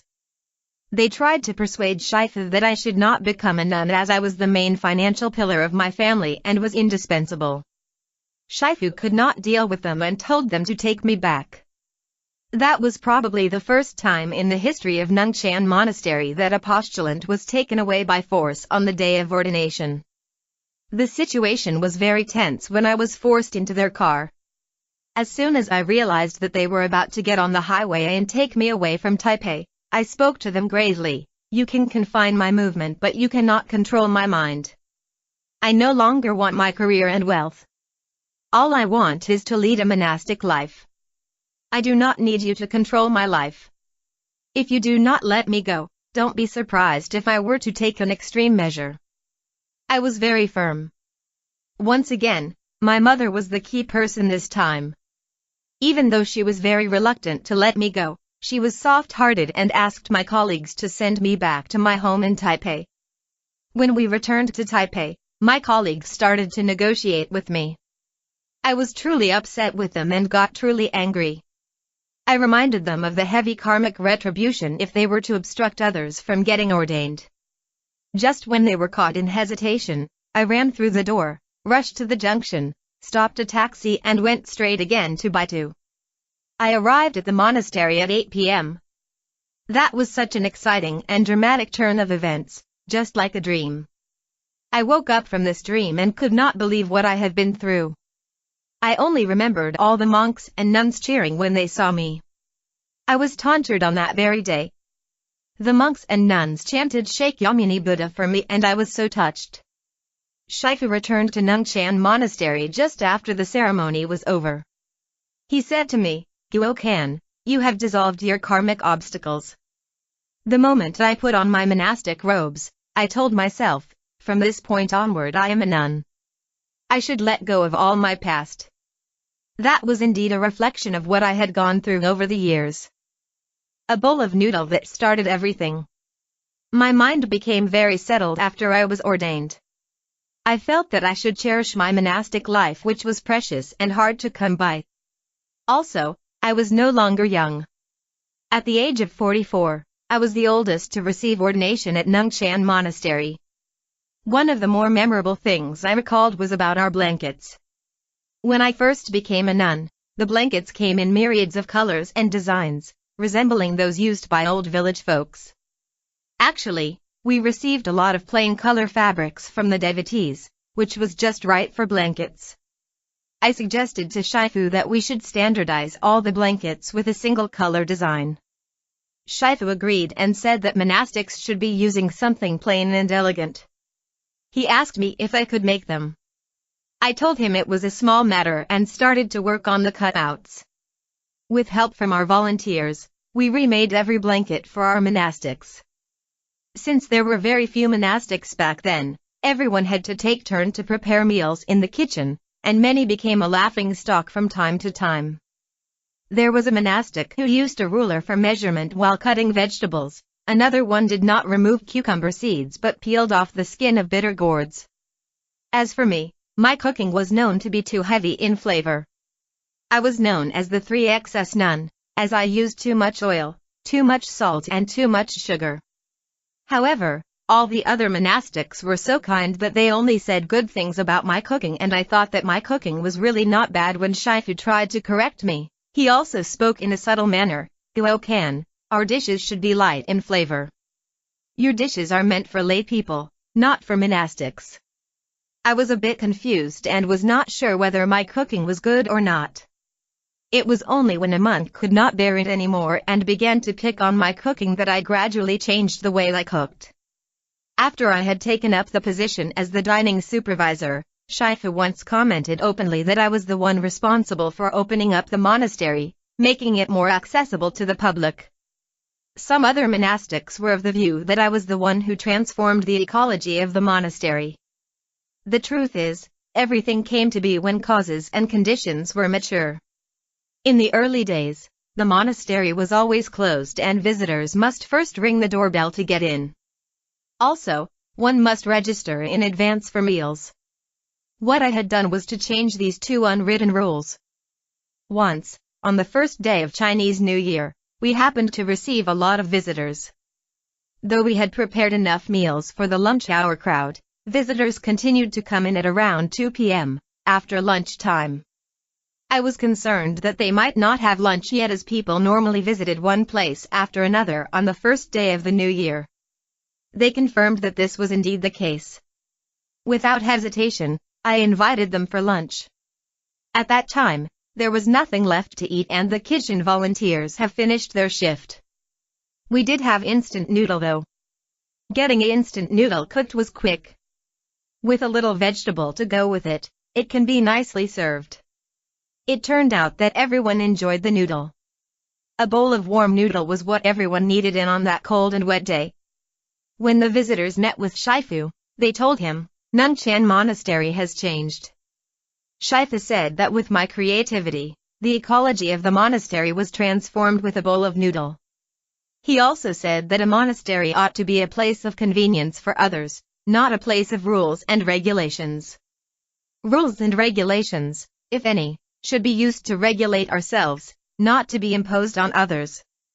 To me, Shifu said this to encourage us to truly care for the devotees, and to create good connections with as many people as possible.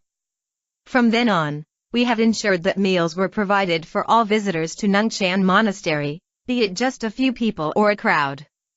Gradually, the monastery became more popular and we received more and more visitors. It was just a matter of responding to the environment and situations as they evolved. Since I have started out as a volunteer myself before becoming a nun, I know how important volunteers are and treasure them very much. Volunteers are very supportive. They come to the monastery to give and serve. Therefore, whenever we had volunteers, I would always assign some tasks for them to cultivate blessings, cleaning windows, moving things, gardening and etc. There was always something for them to do. When I was serving as the dining supervisor, I had invited a few volunteers to serve as chefs during Dharma services. Not only was the food they cooked delicious, the volunteer chefs had a great sense of achievement too. As such, we managed to accomplish a few things with one deed.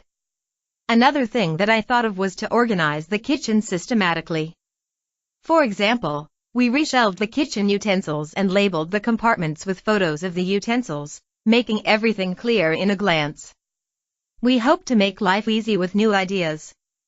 Then complete triple gem caring tour. Of all my assignments, I felt that I was most blessed to have served in the Dharma support group. It was also the department in which I have served the longest. In 1989, when we were about to set up the Association of Dharma Supporter, Shifu instructed me to be the mentor, since I was familiar with our devotees. On the weekend after the Qingming 7-day Buddha name recitation retreat, a meeting was held in the dining hall at Nungchan Monastery. A crowd of 70 to 80 devotees packed the venue. In Shifu's talk, he explained why we were looking for a new piece of land, why we were forming the Association of Dharma Supporter Group, and how to conduct fundraising tasks. That evening, everyone received a copy of the fundraising record book. This crowd became the earliest cadres of the Association of Dharma Supporter. Soon after that, more and more practice centers were set up around Taiwan, starting from Taichung, Kaohsiung, and Tainan. Practice centers in Taipei were established a bit later, but their number grew to 28 eventually. Shifu paid special attention to all these centers.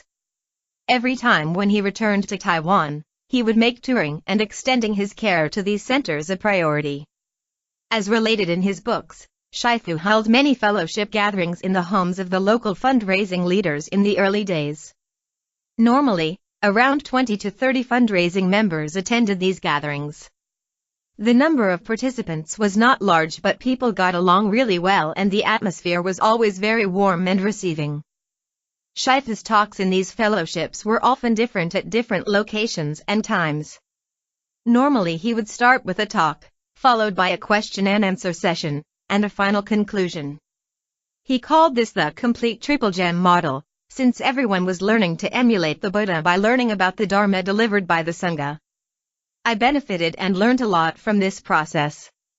When Shifu went overseas, I would take his place to host these fellowships. Our devotees were lovely. In Shifu's absence, they were very happy as long as a monastic was present. I hosted these gatherings using Shifu's model and invited people to ask questions. The sort of questions raised include, what should I do with my husband who is not interested in Buddhism? How is the feng shui of my house? What should I do now that I have a quarrel with my husband? Fortunately, I could cope with all these. In the second year, we make adjustments to the Caring Tour program by incorporating additional activities to extend our outreach. For example, we held refuge-taking ceremonies or Dharma talks, depending on the location. I realized that Shifa was exploring and always making adjustments to meet the diverse needs of the locals. Shifa had always made changes and adaptation to promote the Dharma in an effective manner. I headed the Association of Dharma Supporter for 2 terms, amounting to 7 years of service. Some people said that I entered and left twice.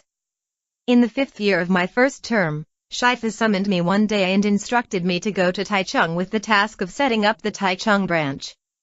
I remembered these words from him: "Guo Kan, after your stay in Taichung, you will travel south and set things up in Tainan and Kaohsiung. This will take at least 7 or 8 years, if not 10 years. When I heard this, I realized that it was going to be a long-term and important mission. And so I packed up and ended up sending 2 carloads of materials, mainly Shifa's books, to Taichung. As Shifa mentioned, I expected to be gone for many years. However, 4 months later, I received a call from Shifu and returned to Nungchan Monastery the next morning. This time, in a very serious and cautious tone, Shifu wanted me to return to the Association of Dharma Supporter.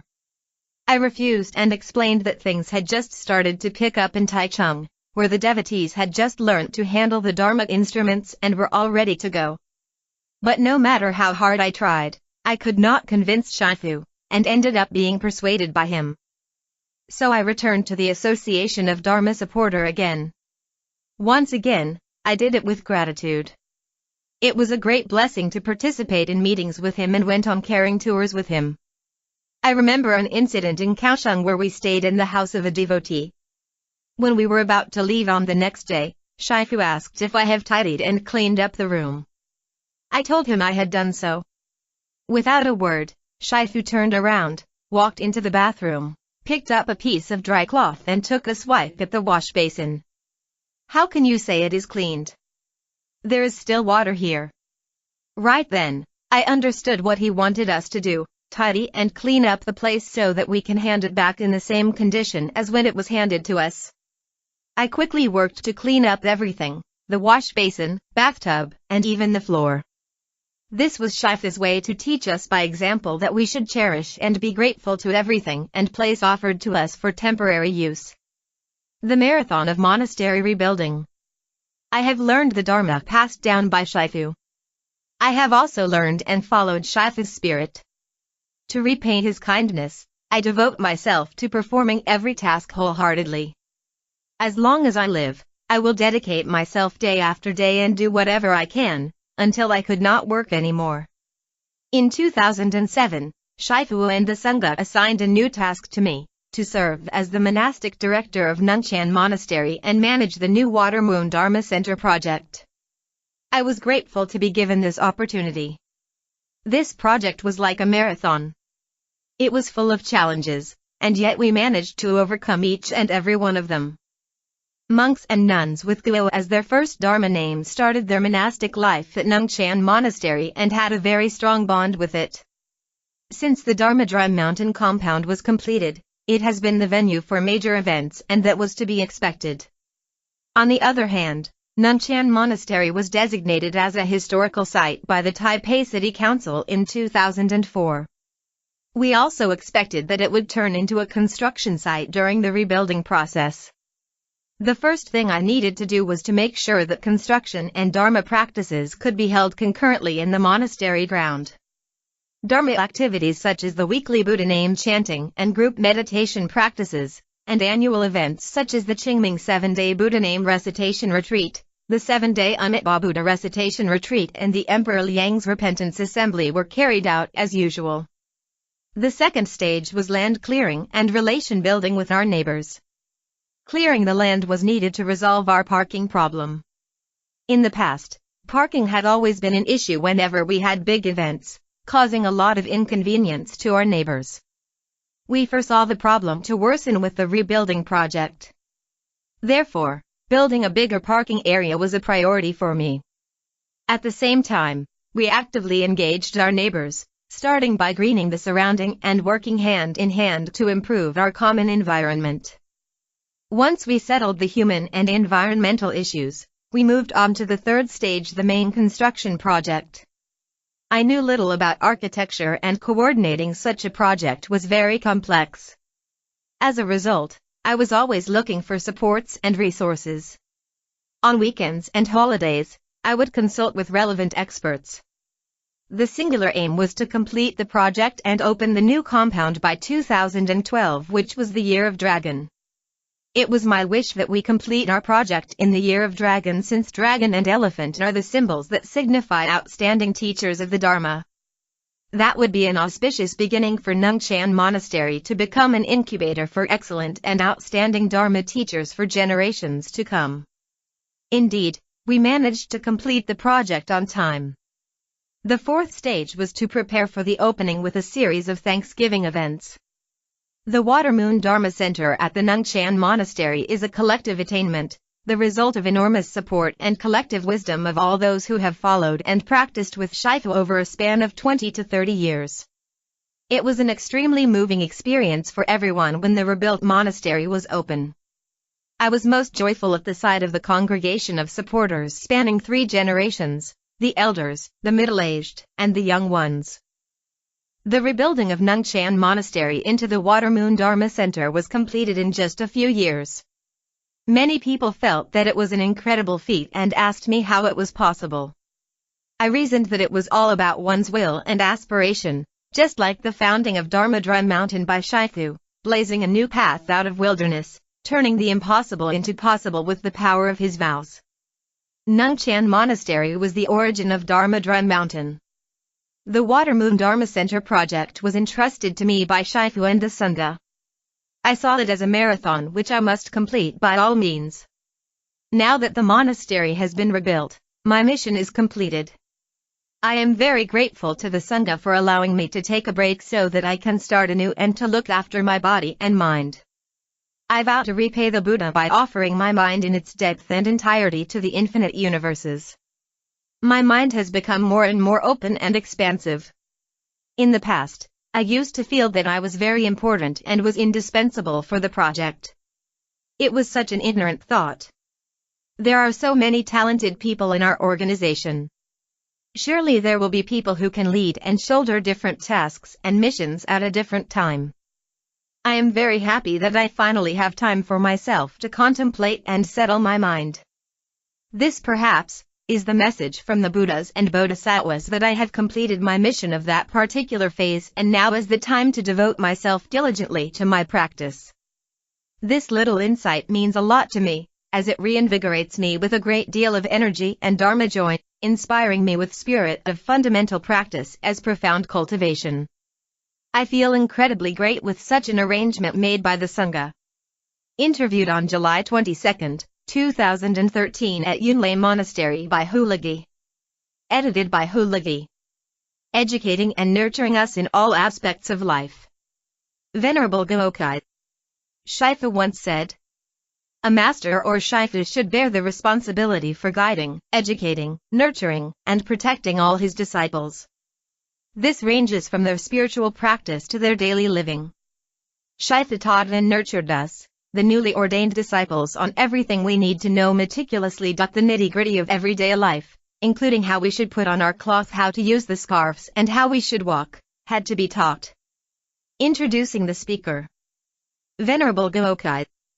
Ordained at Nungchan Monastery in 1994, Gokai Fashi currently leads the project for the research and education outreach of the Water and Land Dharma Service. She is also the director of the Sangha Education Department.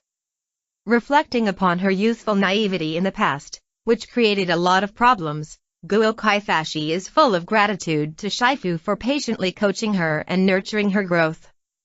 She feels blessed for the opportunity to join the Sangha. With her deep vow, she has time and again helped Dharma Drum Mountain accomplish major reformations of Dharma services. Although the story that leads to our encounter with Shifu is unique for each of us, we were all very fortunate to have been able to learn the Dharma under his tutelage. I was ordained at a relatively young age, right after I graduated from college. In fact, even before I graduated, I was already thinking about becoming a nun. However, the monastic in charge did not support my aspiration. She felt that I had not given enough consideration into this. She wanted me to finish my study first. So, I dwelled on it for one more year, and as soon as I graduated, I went for the monastic life immediately, getting grounded in a 7-day Om Buddha recitation retreat. I was the youngest child in the family. I passed the years studying in schools and successfully gained admission into a technical college. In college, other than studying, I spent my time having fun. But there was always a feeling that I was not grounded, as if my feet were floating in the air, not stable at all. It was mentally difficult for me. Inside, a voice often screamed that this is not the life I want. It was at this point that religion entered my life. I explored Protestantism and Catholicism, hoping to find a direction for my future.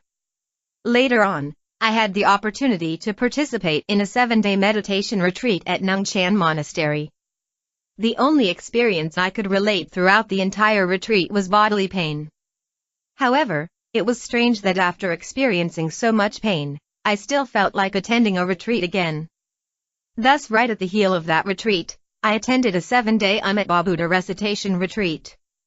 And at the end, when we were prostrating to the Buddha in the main hall, I felt, for the first time, a sense of fulfillment, that my feet were finally touching the ground. It was as if I had finally found my home. I was 21 years old then, and the thought of becoming a nun sprouted. My family members were simple people. My parents never had any formal education. Therefore, it would be really difficult for me to convey to them my wishes to become a nun. As a result, I prepared myself for the worst without much hope of getting my family's consent. As long as they didn't object to it, I would take it as if they had agreed. My father had passed away by then. The only people with whom I need to communicate were my mother and my elder brother. I told my brother that I felt miserable. He asked me, "You have been studying since young. What is there to be miserable about?" I said that I had never felt grounded. But for the first time in my life then, I felt that my feet were solidly touching the ground. Therefore, I wanted to become a nun.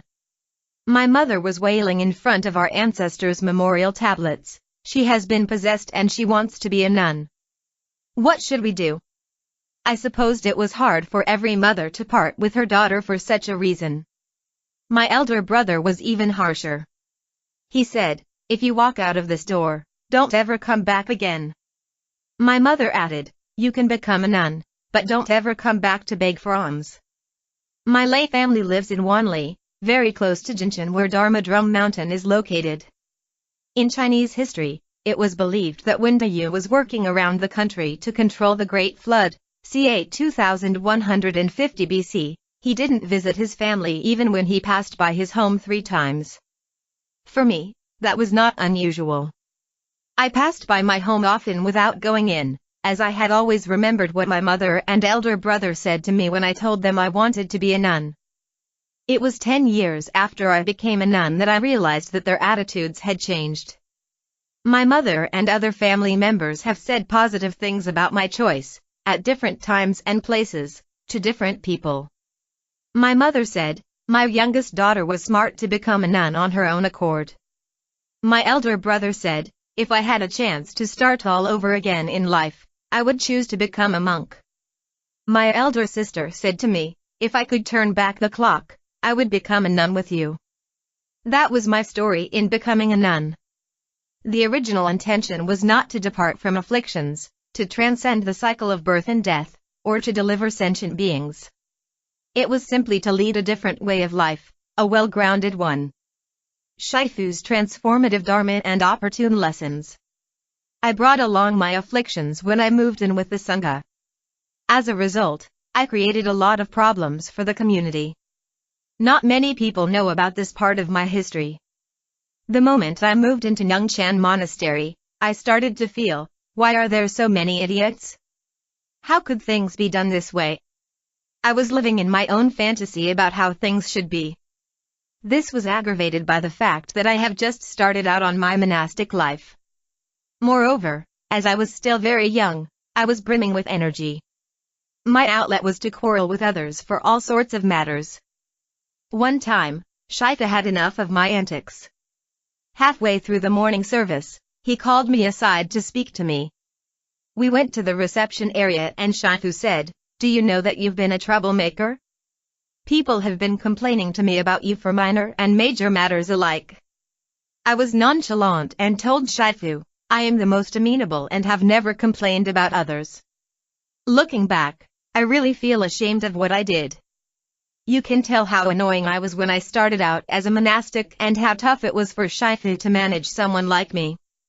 Shortly later, Shifu wanted to speak to me again. At that time, I was working in the kitchen. Although the situation wasn't as bad as if I were brandishing a knife against others, I had an opinion against everything I saw and couldn't bear the way others did things, thus making my own blood boil all the time. I didn't know that when a person was driven by the force of negative karma, she would be totally incapable of getting out of the situation on her own. It was not my intention to create troubles for others. But what could I do? Shifu said, "Okay, let me teach you something. Go and make 3 prostrations to the Buddhas. I will help you with a transformative Dharma ritual." It happened at breakfast. After the meal, the monastics would return to the main hall to pay respect to the Buddhas. Shifu instructed me, "After breakfast, I want you to come out of the assembly and kneel at the center between the east and west wing. First of all, confess the wrongs you have done and whom you have done wrong." I asked immediately, "What comes after that?" During the breakfast, I didn't eat anything. All I had in my mind was what to say first, what should be next, and so on. When the time came, Shifu announced, "Now, we are going to perform a karma, ecclesiastical proceeding, for a postulant." He looked at me and I quickly trotted out. That was another silly thing I did. For the first 10 years of my monastic life, my heels were never grounded the way I walked. There was once I walked by Shifu and he asked his attendant to call me back. "Gokai, is that how you walk?" "That is running, not walking. Monastics don't walk like that." That was when I learned that I should not walk the way I did.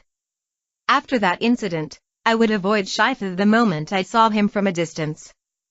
After breakfast, I stepped out from the assembly and knelt in the middle between the east and west wing of the hall, right in front of the Buddha statue, and started to speak.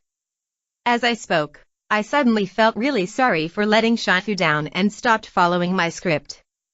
I said, "Shifu, I am really sorry. How could I make you worry so much about me?" Then I looked at the rest of my peers in the hall. At that moment, I felt my tiny little seed of virtue sprouted.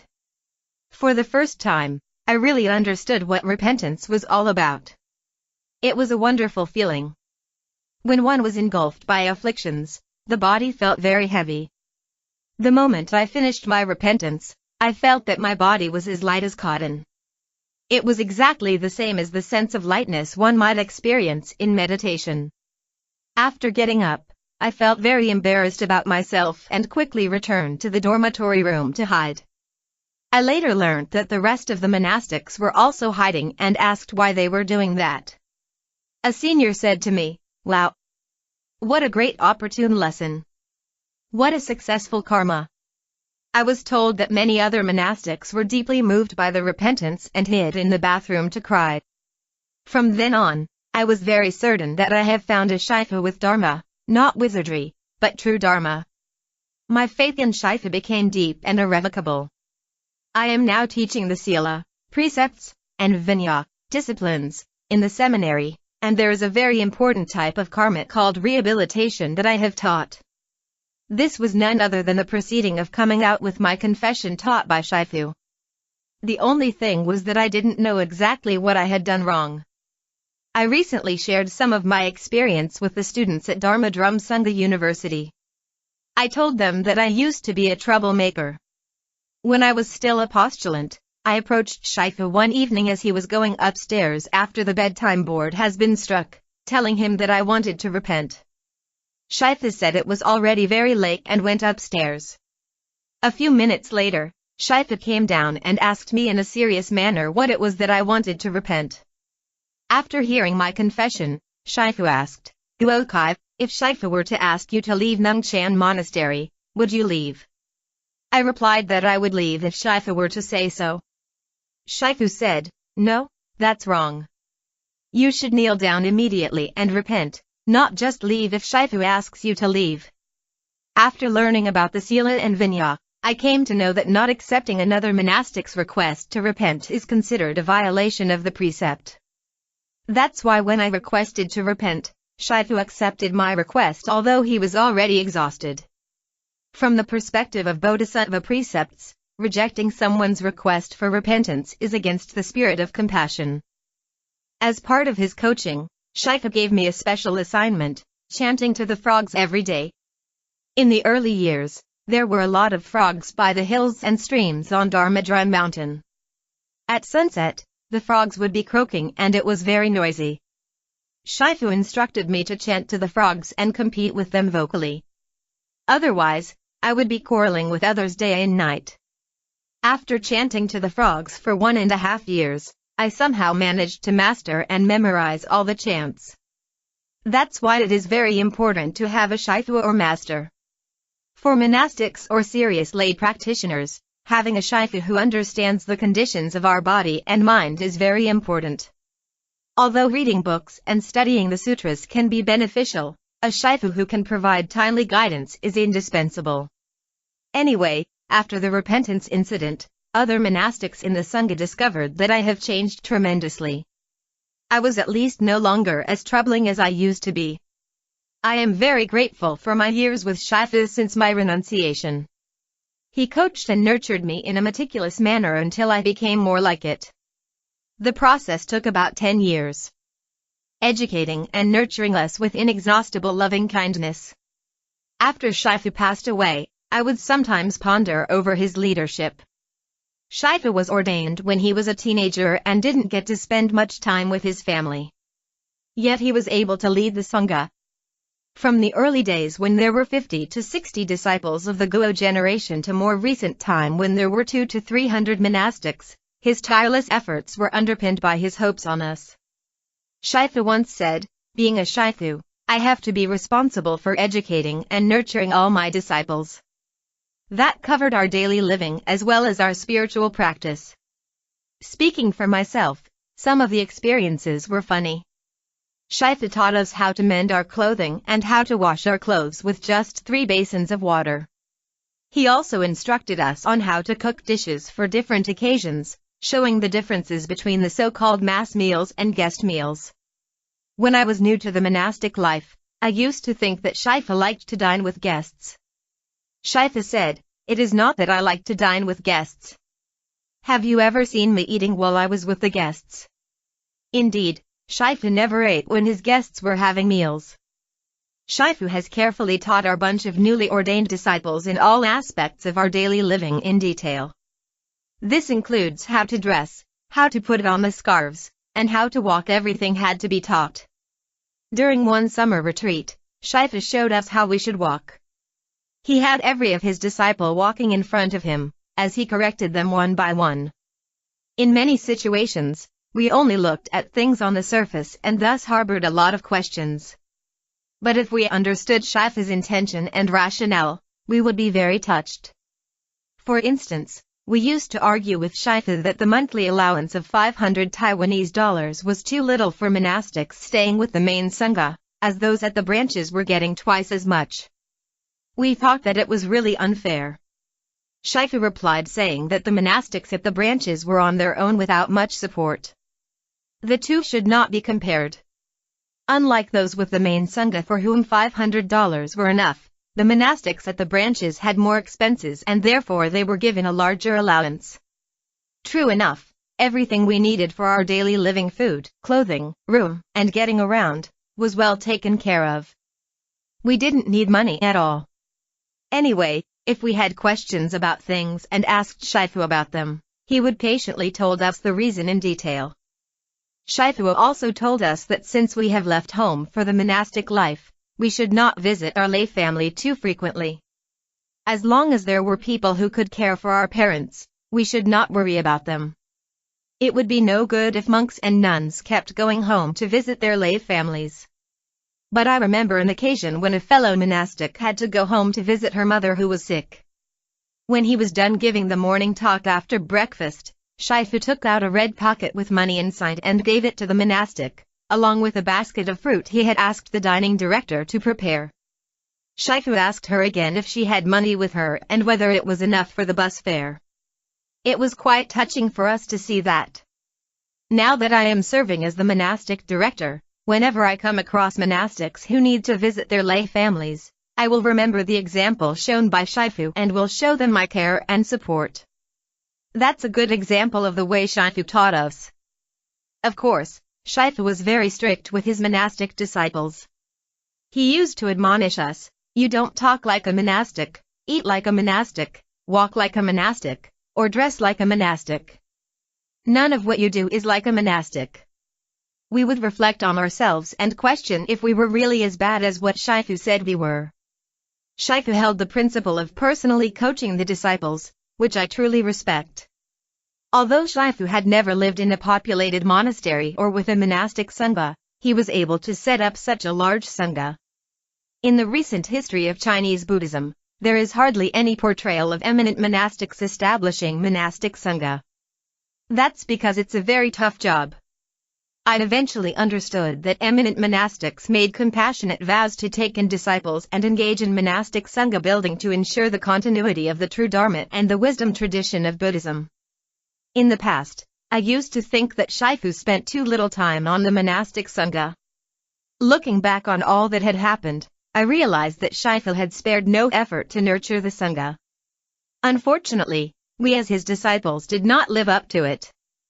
All Dharma affairs, big or small, are spiritual practice. In the sangha, I had followed Shifu's instructions on all affairs, whether big or small. I was merely the executor of the task.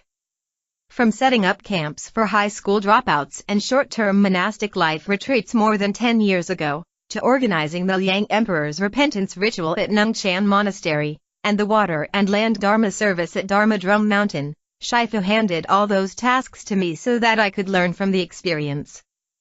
The most memorable was designing the procedure of the Dharma transmission ceremony that Shifu handed to me when he fell sick in September 2005 and which I was asked to complete in 3 days.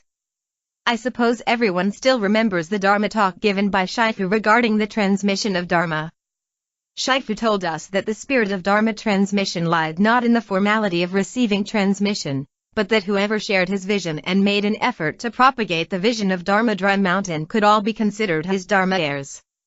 Although I am not a formal Dharma heir, I was very happy to take part in designing the transmission ceremony. The tasks included researching for information, training the volunteer cadres in chanting, and providing guidance to the master of ceremony. It was very hectic but very fulfilling.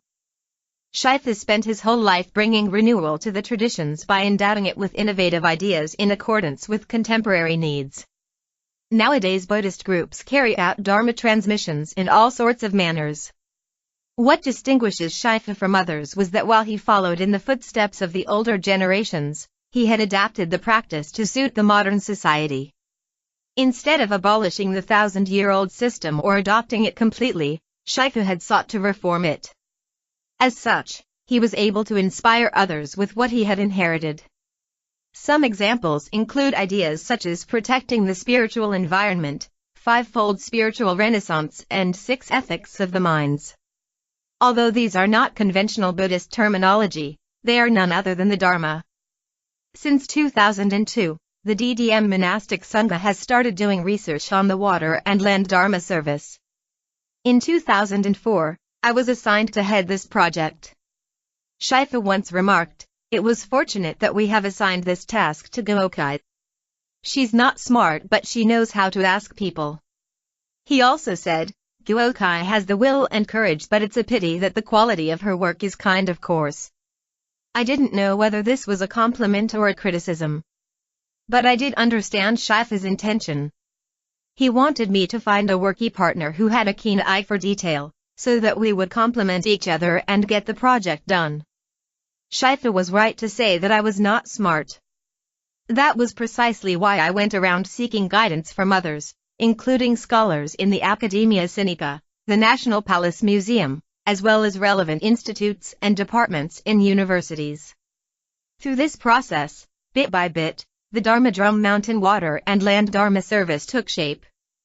Shifa was very clear with the direction of Dharma Drum Mountain Water and Land Dharma Service. He said, the Water and Land Dharma Service at Dharma Drum Mountain should be a Dharma service of the 21st century. It is not a restoration of an ancient ritual, as mere restoration is meaningless. We should be forward-looking and innovative. When I started out, I didn't know anything about the Water and Land Dharma Service. After seeking advice and guidance from various people and visiting a number of monasteries, we produced a report with over 40 pages, complete with pictures and videos, and did a presentation in a meeting. I think the toughest part was the mass burning of paper idols and boats, polluting the environment. This was against Shifa's vision of environmental protection. The question was whether the devotees would accept the change if we were to do away with such a practice. At the moment of decision-making, Shifa gave a very clear directive and clearly stated the principle to which we should adhere. He said that since Dharma Drum Mountain was a community of practice, all activities we organized must be caring and educational in principle, and none of the two, care and education, could be neglected. We should do away with traditional practices which were not environmentally friendly and educate the devotees about it.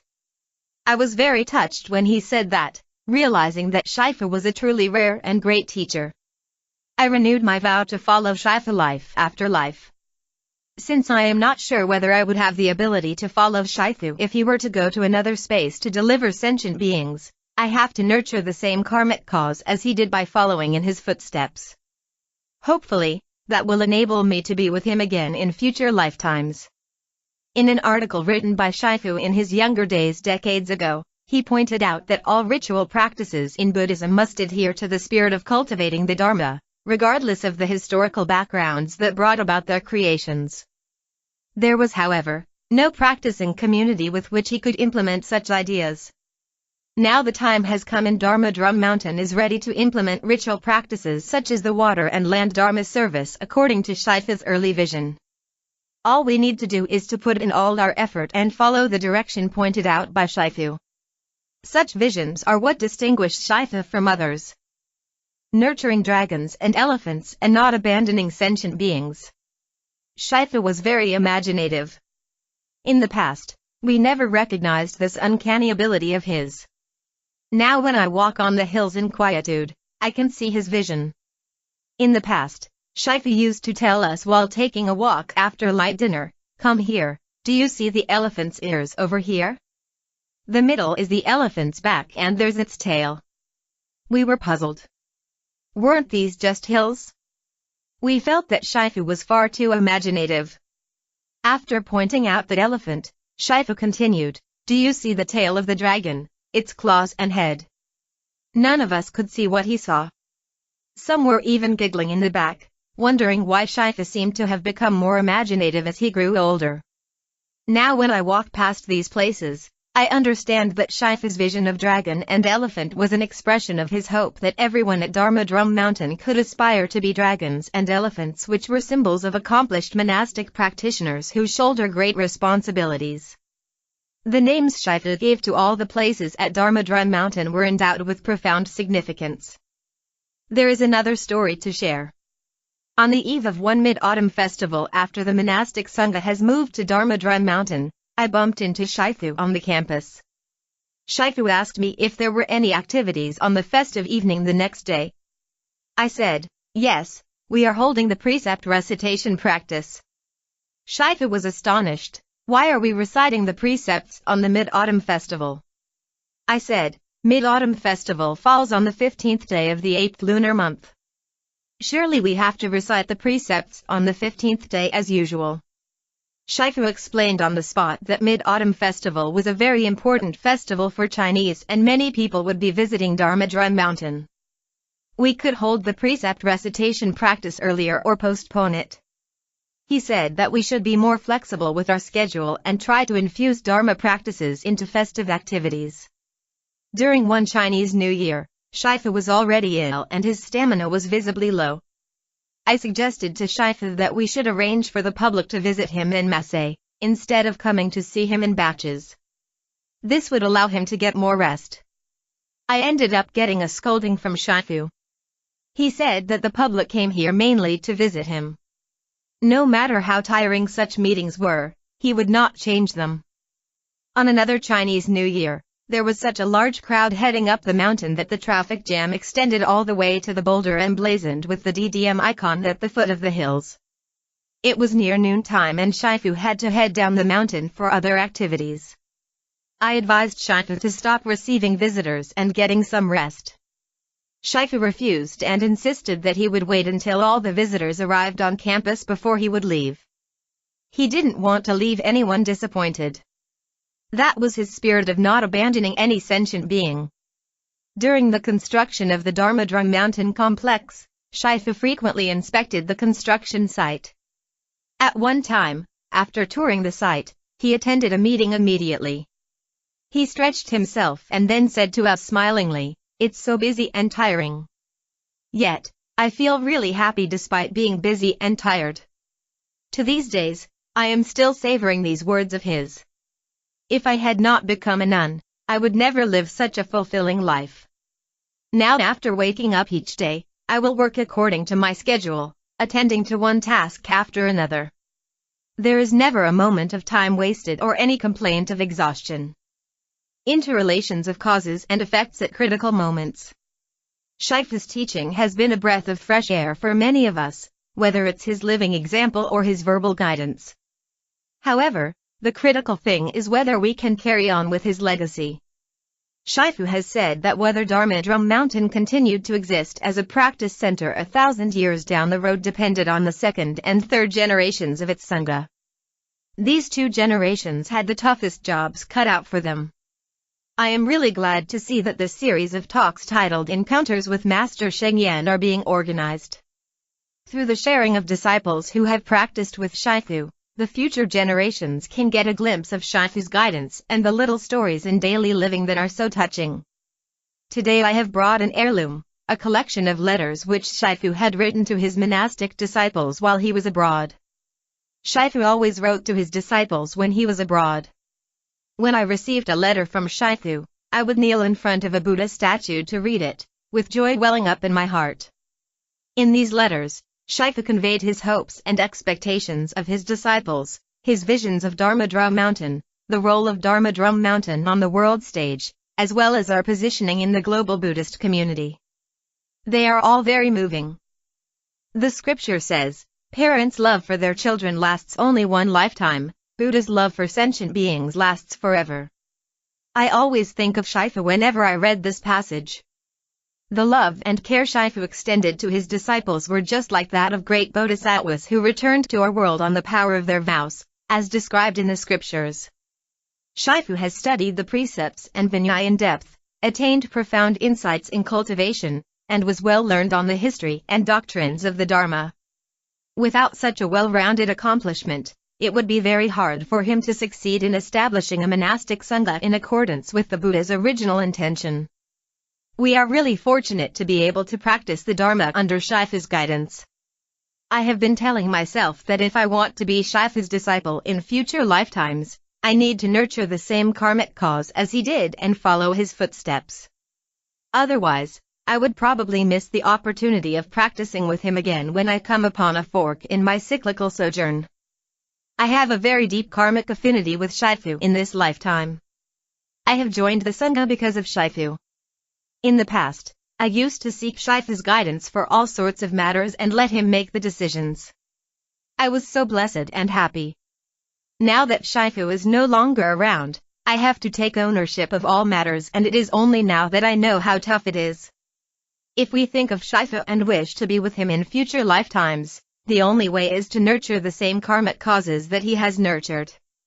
Only then would it be possible for us to be Shifu's Dharma companions again. Shifu has built Dharma Drum Mountain through thick and thin and carried out the mission to share the Dharma relentlessly. As his disciples, we should live the mission and values of Dharma Drum Mountain. By doing that, we are nurturing the same karmic causes as he did. May we be able to practice with Shifu again and again in our future lifetimes.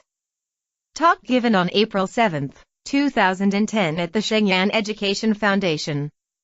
About the author. Master Sheng. Venerable Chan Master Sheng was one of the 20th century's foremost Buddhist teachers, scholars, and meditation masters, and was instrumental in the revival of Chinese Buddhism in modern times. Venerable Sheng was born into a humble farming family near Shanghai in 1930. He became a novice Buddhist monk at the age of 13. During the communist takeover of China in 1949, he escaped with the Nationalist Army to Taiwan.